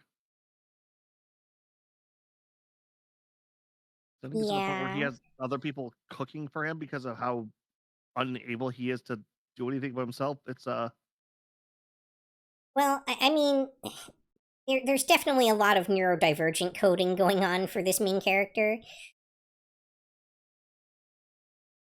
Like, yep, they I will say, clearly have severe executive function issues. yep, we'll not argue on that side. The only other thing I really want to say, other than this being kind of a mild reverse harem, which I feel like it's building into as it goes on, it's not bad. It's more of, once again, it's a rom-com with a pop idol group in the background, or it's a pop idol group in the background with an Uber fan kind of getting to know the group and all that stuff, which we'll see how that goes. I'll probably have to say more later on the B side, or at the B side, at the end of stream review. But this is you know what you're getting into by episode 1. If that looked appealing to you, you know what you like. If not, there's nothing. It's exactly what it says on the can. Well, next up we have Cosmic Princess Kaguya. This is a Netflix release, and I don't know actually if this is out yet or not. I never got around to taking a look if Netflix this had is actually released its stuff or not. This is a movie, actually. It's not a show. Oh, in that case, it doesn't need to be on the list. Yep, I did make a comment on that on our official list. So, all right. Moving Next right along one. then to Noble Reincarnation, Born Blessed, so obtain ultimate power. Okay, this is definitely overpowered kid gets isekai to royal family and go from there with uber powers and knowledge and all this other stuff. The only thing I really About want as to say, generic as it gets at this point. yeah, the only thing I want to say is in the opening, some of the stuff they're hinting at here, I smell mecha. I don't know if they'll pop up into if only at the end of the season because they're not there yet. But I have the distinct feeling they're going to be giant robots in this one. And we love giant robots. Chicks dig giant robots. Oh, thank you, Yuki. So the fact that gets brought up always makes me happy. Like other than that though, this doesn't have any outrageously bad CGI from what I can remember it. The entire plot is contrived as hell.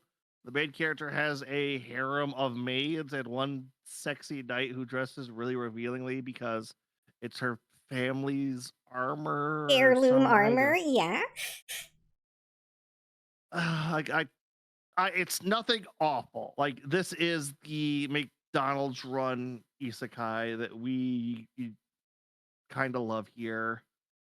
Probably the one kind of interesting thing it has going for it that doesn't even really matter that much is the fact that he gets direct power increases off of his subordinates, which is kind of a cool twist, but they don't do much with it.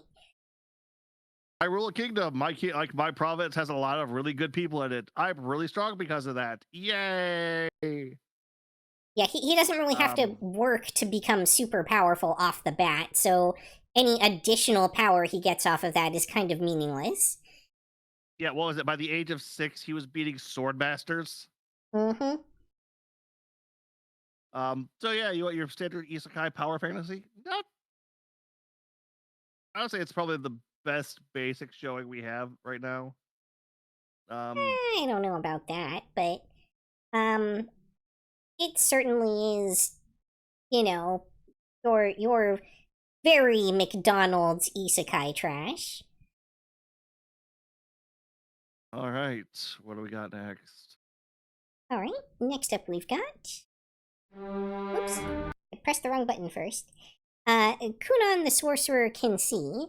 This is the other blind person show this season that does a much worse job with it. This show is. It's more fantasy trash. It's not very good, and it's very insensitive at times. Yeah, like I was saying before, it's when you was bringing up there was 2 shows with blind protagonists. I forgot about this one. It's in the goddamn name, and I forgot about it. I'm honestly tempted to give this one a skip just based off of the combination of low quality and the potential for it to be actively offensive to people. I mean, this kind of has the same problem as a gentle reincarnate, whatever the fuck the other garbage is. This is, besides being dull, slow paced, and I don't know, what's the animation like, Yuki? Not good.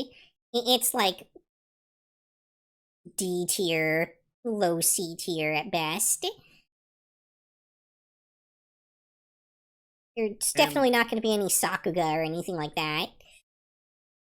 They're waiting to use it, but no, it's mostly a slideshow. This is very dull. The protagonist doesn't really have anything he's kind of up against. He's born to, it's not an isekai at the very least, so he's not that OP, but it's very much of, I think it was by the age of 10, his tutors were panicking because they couldn't find anything to teach him anymore because he was so good. He was inventing new things. It's not, there's no plot to it either. He's just, oh, rich, noble, blind guy is really good at magic. Well, once he got over the clinical depression that was a result of him being blind and everyone, like, bullying him about it, yeah, things started going really good for him. Yeah. That's, like I said, it's just, there's nothing. I forgot about that part. I actually forgot about that. Like you're telling me stuff about this show and like, oh yeah, that was the thing. Oh yeah, that was the thing. It's like, no, I feel much better about putting it in skip now. Yeah? All right. Tell me we got something. And next up is Hana King. Alright, so the thing with this show is this is a case where the manga for this basically defined this entire genre, but it's only now getting an anime adaptation like 20 years later, after everything else has already, like, made all of its tropes that it introduced tired and old and boring. Oh damn! So that was my comment of, this feels like we have was it Orion Host Club at Home? Like, is that like the spin-off to this then? My understanding is this predated Ouran High School Host Club even, and maybe it might even have been by the same artist or something. I'm not totally sure. But yeah, this was like the OG for this genre that everything else spun off from. From what I've been told and what I've seen. I can't say that I'm, that's not firsthand knowledge. I wasn't a fan of this when it came out or anything. But that's the biggest problem this show has is, while there's kind of the cool nostalgia to getting a show like this in this day and age where, like, you've got these older styles and everything, at the same time, it's just like, man, all of this has been done so to death. And it's not, like, it's playing it all so straight because it was the one that came up with these things, so it can't subvert them because it defined the genre. than um. So what was the actually? Just to be fair to anyone who isn't an old taku like us, what is this genre? What would you call this, or what is the plot here? The basic plot here is like girl pretends to be a boy in an all boys school and develops reverse harem. It's it's very much like Orin High School Host Club and Fruits Basket. So if you're into those kinds of things, you might be into this. But at the same time, it established the tropes that those use. So if you're into those, this might also seem kind of tired and boring to you because everything else has already been iterating on this thing's formula for so long that so many things have done what it does better at this point. And the only way that it can really, that a show can really survive that is by being, self-aware and subverting, which it's unable to do because it is the source material. Yep. Okay. So where are we throwing this one then? Is this? I feel like episode 1 probably gives you what you need to decide if you're going to want to watch this show or not. All right. How high up are we throwing this? I don't feel like it's bad. It's just tired. Yeah, maybe right above Jack of all trades, technically. It was not my thing, but I think if we're looking at it from an objective standpoint, that's probably where it belongs. Okay. We're entering our home stretch now, everybody. What's our next windup? Next we have Love Through a Prism, but I'm not sure if that's one that we're actually supposed to have either. That was another Netflix show. Yeah, that dropped everything all at once, so I don't think that was a thing we're going to cover here because that's 20 episodes in at this point. All right, well, we'll go ahead and kick that off then. So then instead we have The Demon King's Daughter is Too Kind. 魔族たちを暴力と権力で従えようとする者魔王アーリマンその欲望は彼を魔界統一へと走らせたが魔王はある悩みを抱えその侵略をやめてしまうその悩みとは魔王アーリマンの一人娘ドゥが優しすぎることだったどういうことですかなぜ突然軍を引き世界侵略を止めるのですかドゥが我が娘が優しすぎるのだドゥ様が優しすぎるなんでしれっと手伝ってるんですかドゥ様じゃあ次はドゥがにかくれんぼなんかやってませんドゥはみんなを助ける魔族になりたいすごいぞドゥどうしてそうなるんですか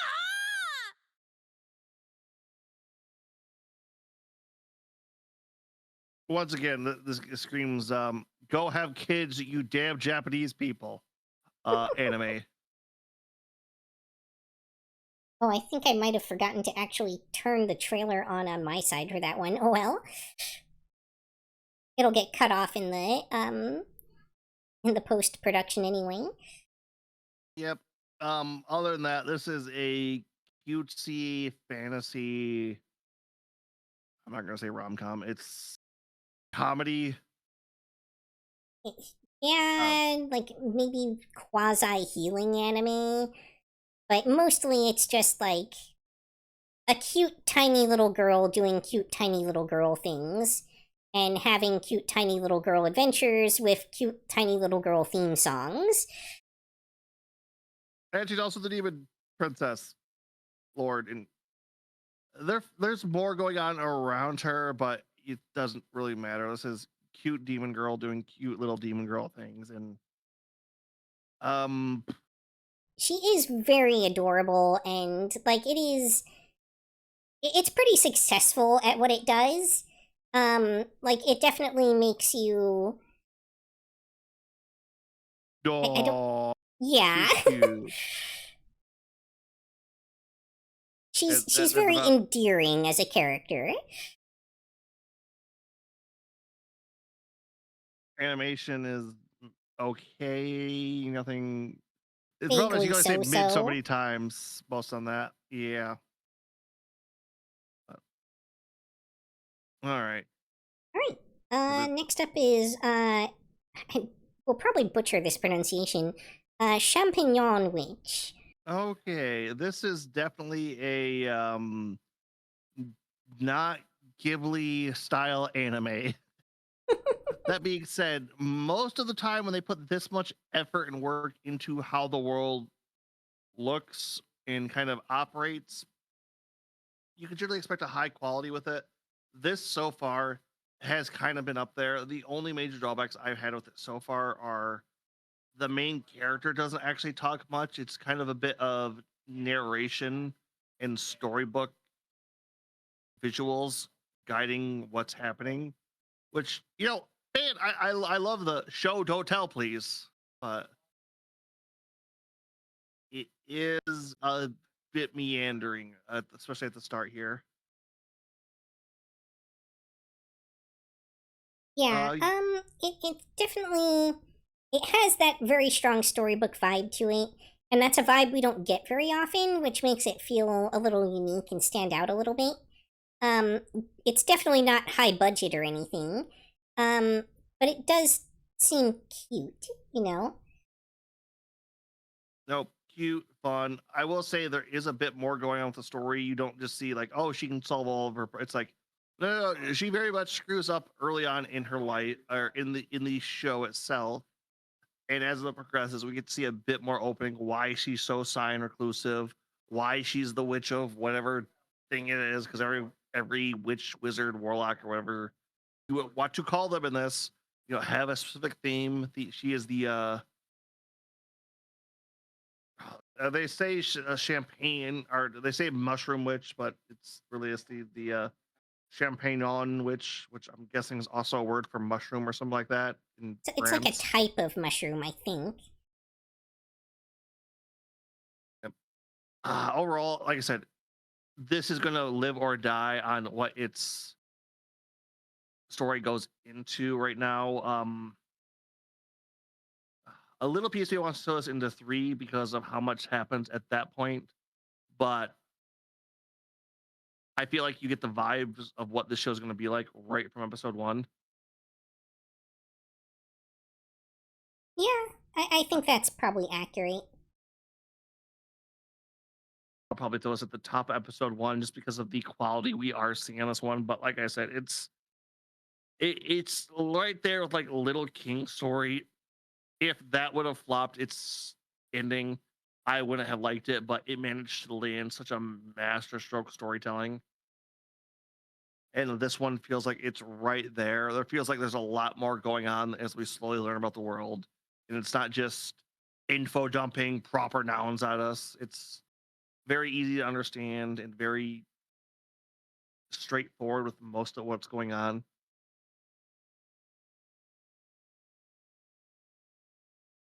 Anything else on that one, Yuki?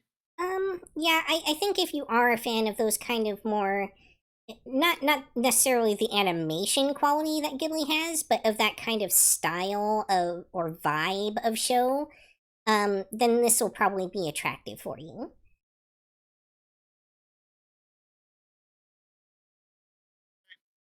All right. Next up, we've got the Casebook of Arn. Okay, I will say that the opening for this kind of throws off what the series is about, and or the opening scenes of this throw off what the series is about, and then the opening kicks in, and it becomes a monster detective kind of comedy go lucky thing. But it's also a very dark medieval fantasy monster detective story, which oh, are you about to say something? No, I was just like shifting around as I turned on a light in my room because it's getting dark. Yeah. Um. Overall, like I said, I'm not. The problem is it's an anthology mystery, so some are. The first one was okay. The later ones have been okay. If it manages to get an ongoing plot and then drop it more heavily, I will be more worried or more invested in it. But it's kind of in that anthology mode right now, and those are case by case and are really hard to judge until you get to the end of the series. Yeah, that's fair. I know you had the kind of concern too early on that it sort of undermined all of the Tension tension it was that it was building up. trying to build. Yeah. Yeah, no, that's very much of, oh, this is dark, this is gritty, and then its opening is goddamn. I think it was a pop song. Like, I need to go back and check that, but it was some upbeat, goofy thing, and I was just like, no, we just saw a child declare he was going to find his father's killer and solve this murder mystery. This is a bit of total whiplash here, guys.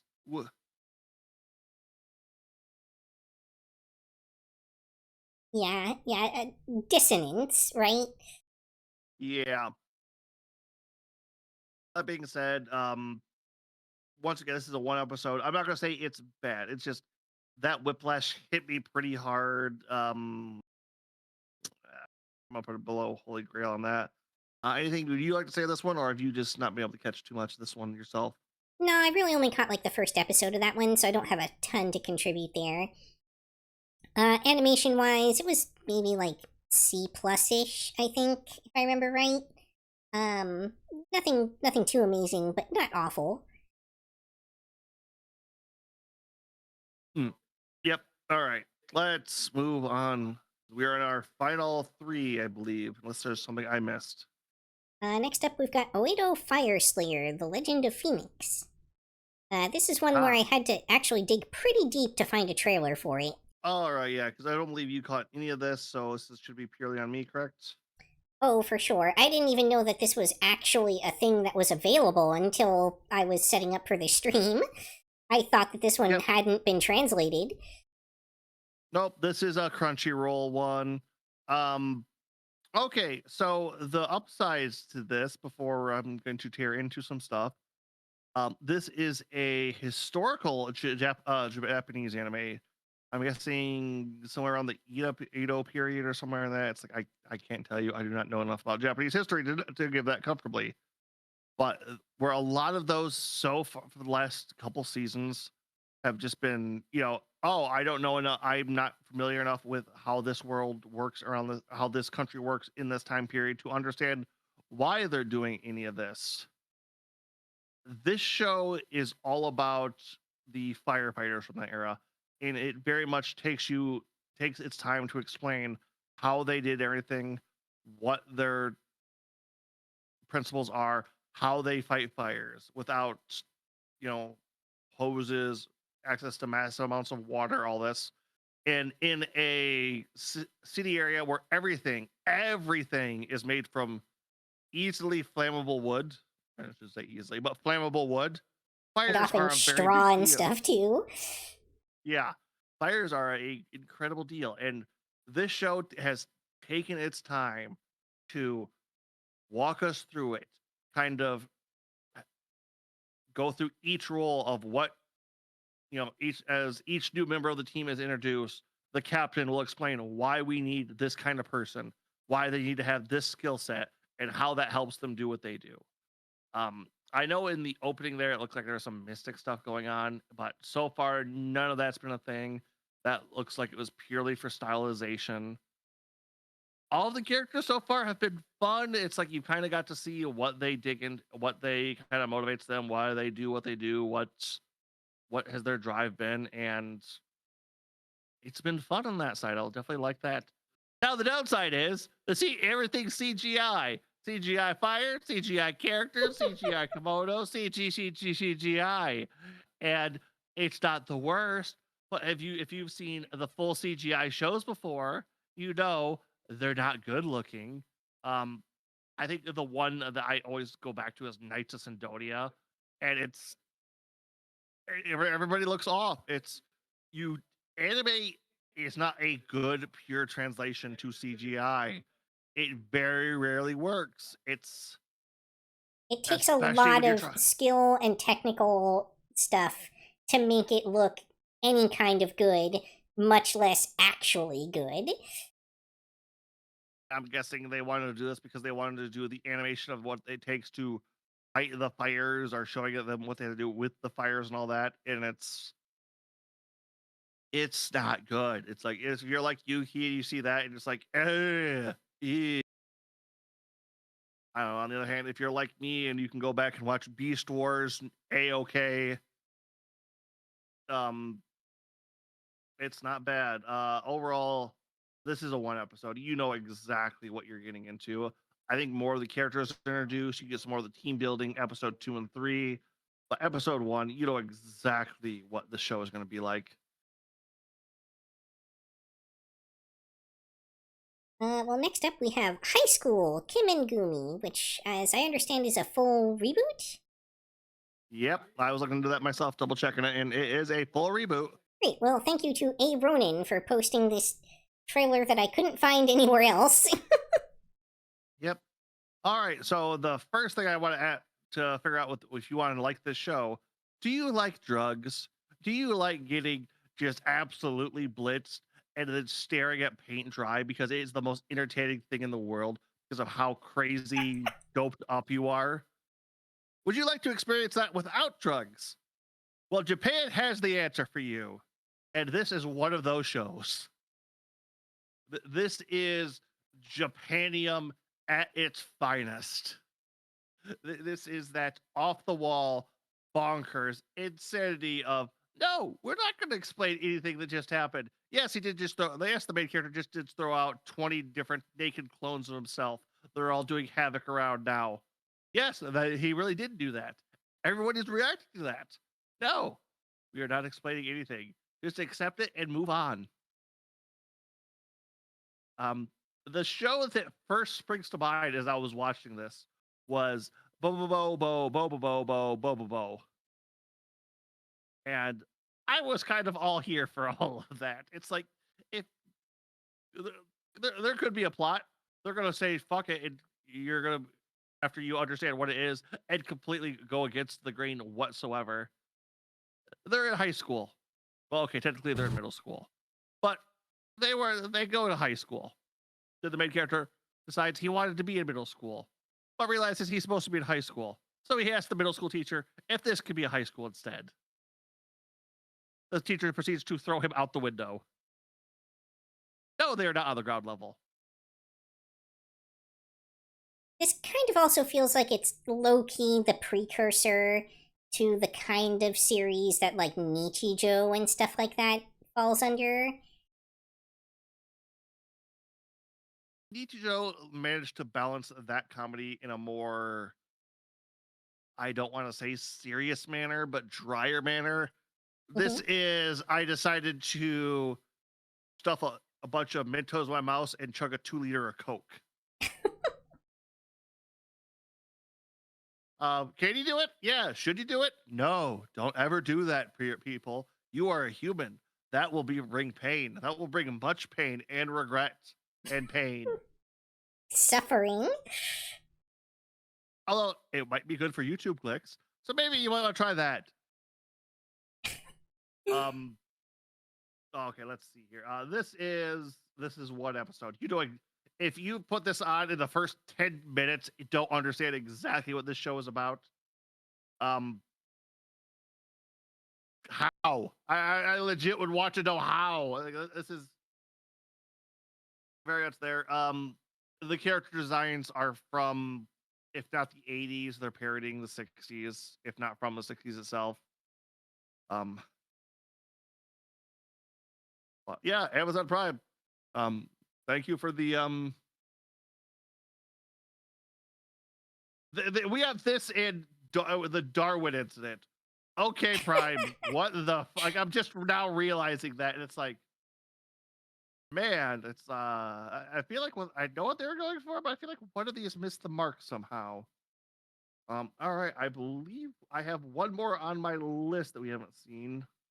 Yep. So our final anime for the day is Easygoing Territory Defense by the Optimistic Lord. I want to say certain seasons they have a theme. I like to make thumbnails. The one I was really debating on for this season was his derpy ass face in the opening song. I well, it's he has that open mouth, fist up, and no like you know lights are on, but nobody's home. Kind of looking in his eyes, and dear God, is it just? It's dumb. Overall, I think this show is a. This is an isekai, right? Is it going? Yeah, I'm 80% sure it's an isekai. But everyone, it's also one of those. Oh, power is worthless, so we're gonna send you off because nobody likes you, and it's I think actually this was a. I can't believe it's not. No, no, I think you might be right because he does know a lot about like what, what the components of things are and stuff like that. I think that's where that comes into play. I think that's why he makes certain stuff the way he does, like do mechanical things. Which yes, it's the way it implies is the main character's power is production magic, which nobody likes. Which okay, one thing I will say that the show does bother to explain is most of the time people with production magic, it takes a long time for them to make very simple things. The main character can make a fortress wall in a day. He can make an entire village in a day. It all sticks. It's not hard for him. It's a bit tiring, but he can do it. Um, Other than that, this is Isekai Fantasy Trash number 8 with fantasy, you know, oh, kicked from the hero's party subplot also worked into it. And they even had to open with him getting a slave. I'll free the slave because I'm a nice guy. And it's like, uh, um, a Yeah, that little sure was piece a me thing wants. that happened, and then the slave, of course, decided that they still wanted to hang around and essentially be a slave. Yeah, I want to put this one I at am 2 I am on because board with this being like a 2 episode, just because he doesn't actually get around to starting to build anything until episode 2. yeah, I'm not. But I don't you, want to put this too high. yeah, you probably know what you're getting into Put there. vaguely by episode 1, right? Yeah, this Episode is. 2 gives you a little bit more of the straight plot. Mm-hmm. I definitely feel like it's way better than a few of the other shows we've had this season, like Unon and yeah, it does a better job of being its kind of show than the Bean Counter one does and stuff like that too. Yeah. So it's probably the best example of its genre this season, which has a surprising amount of saturation. Um, but it's still not more than like, isekai trash town building, which works great for me, maybe not for everybody.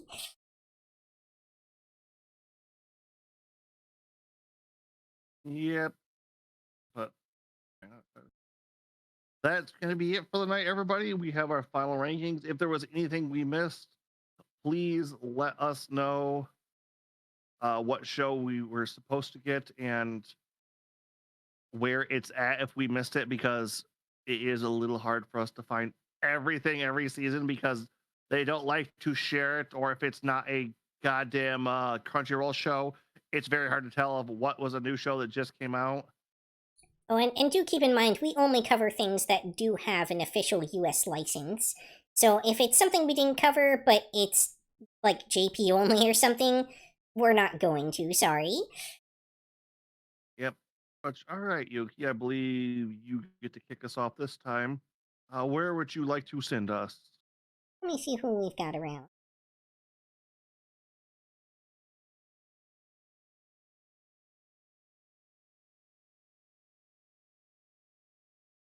Wow, I've got actually quite a few people on this time.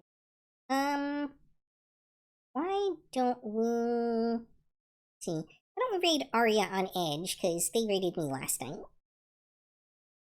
You will have to send that name to me. Will do.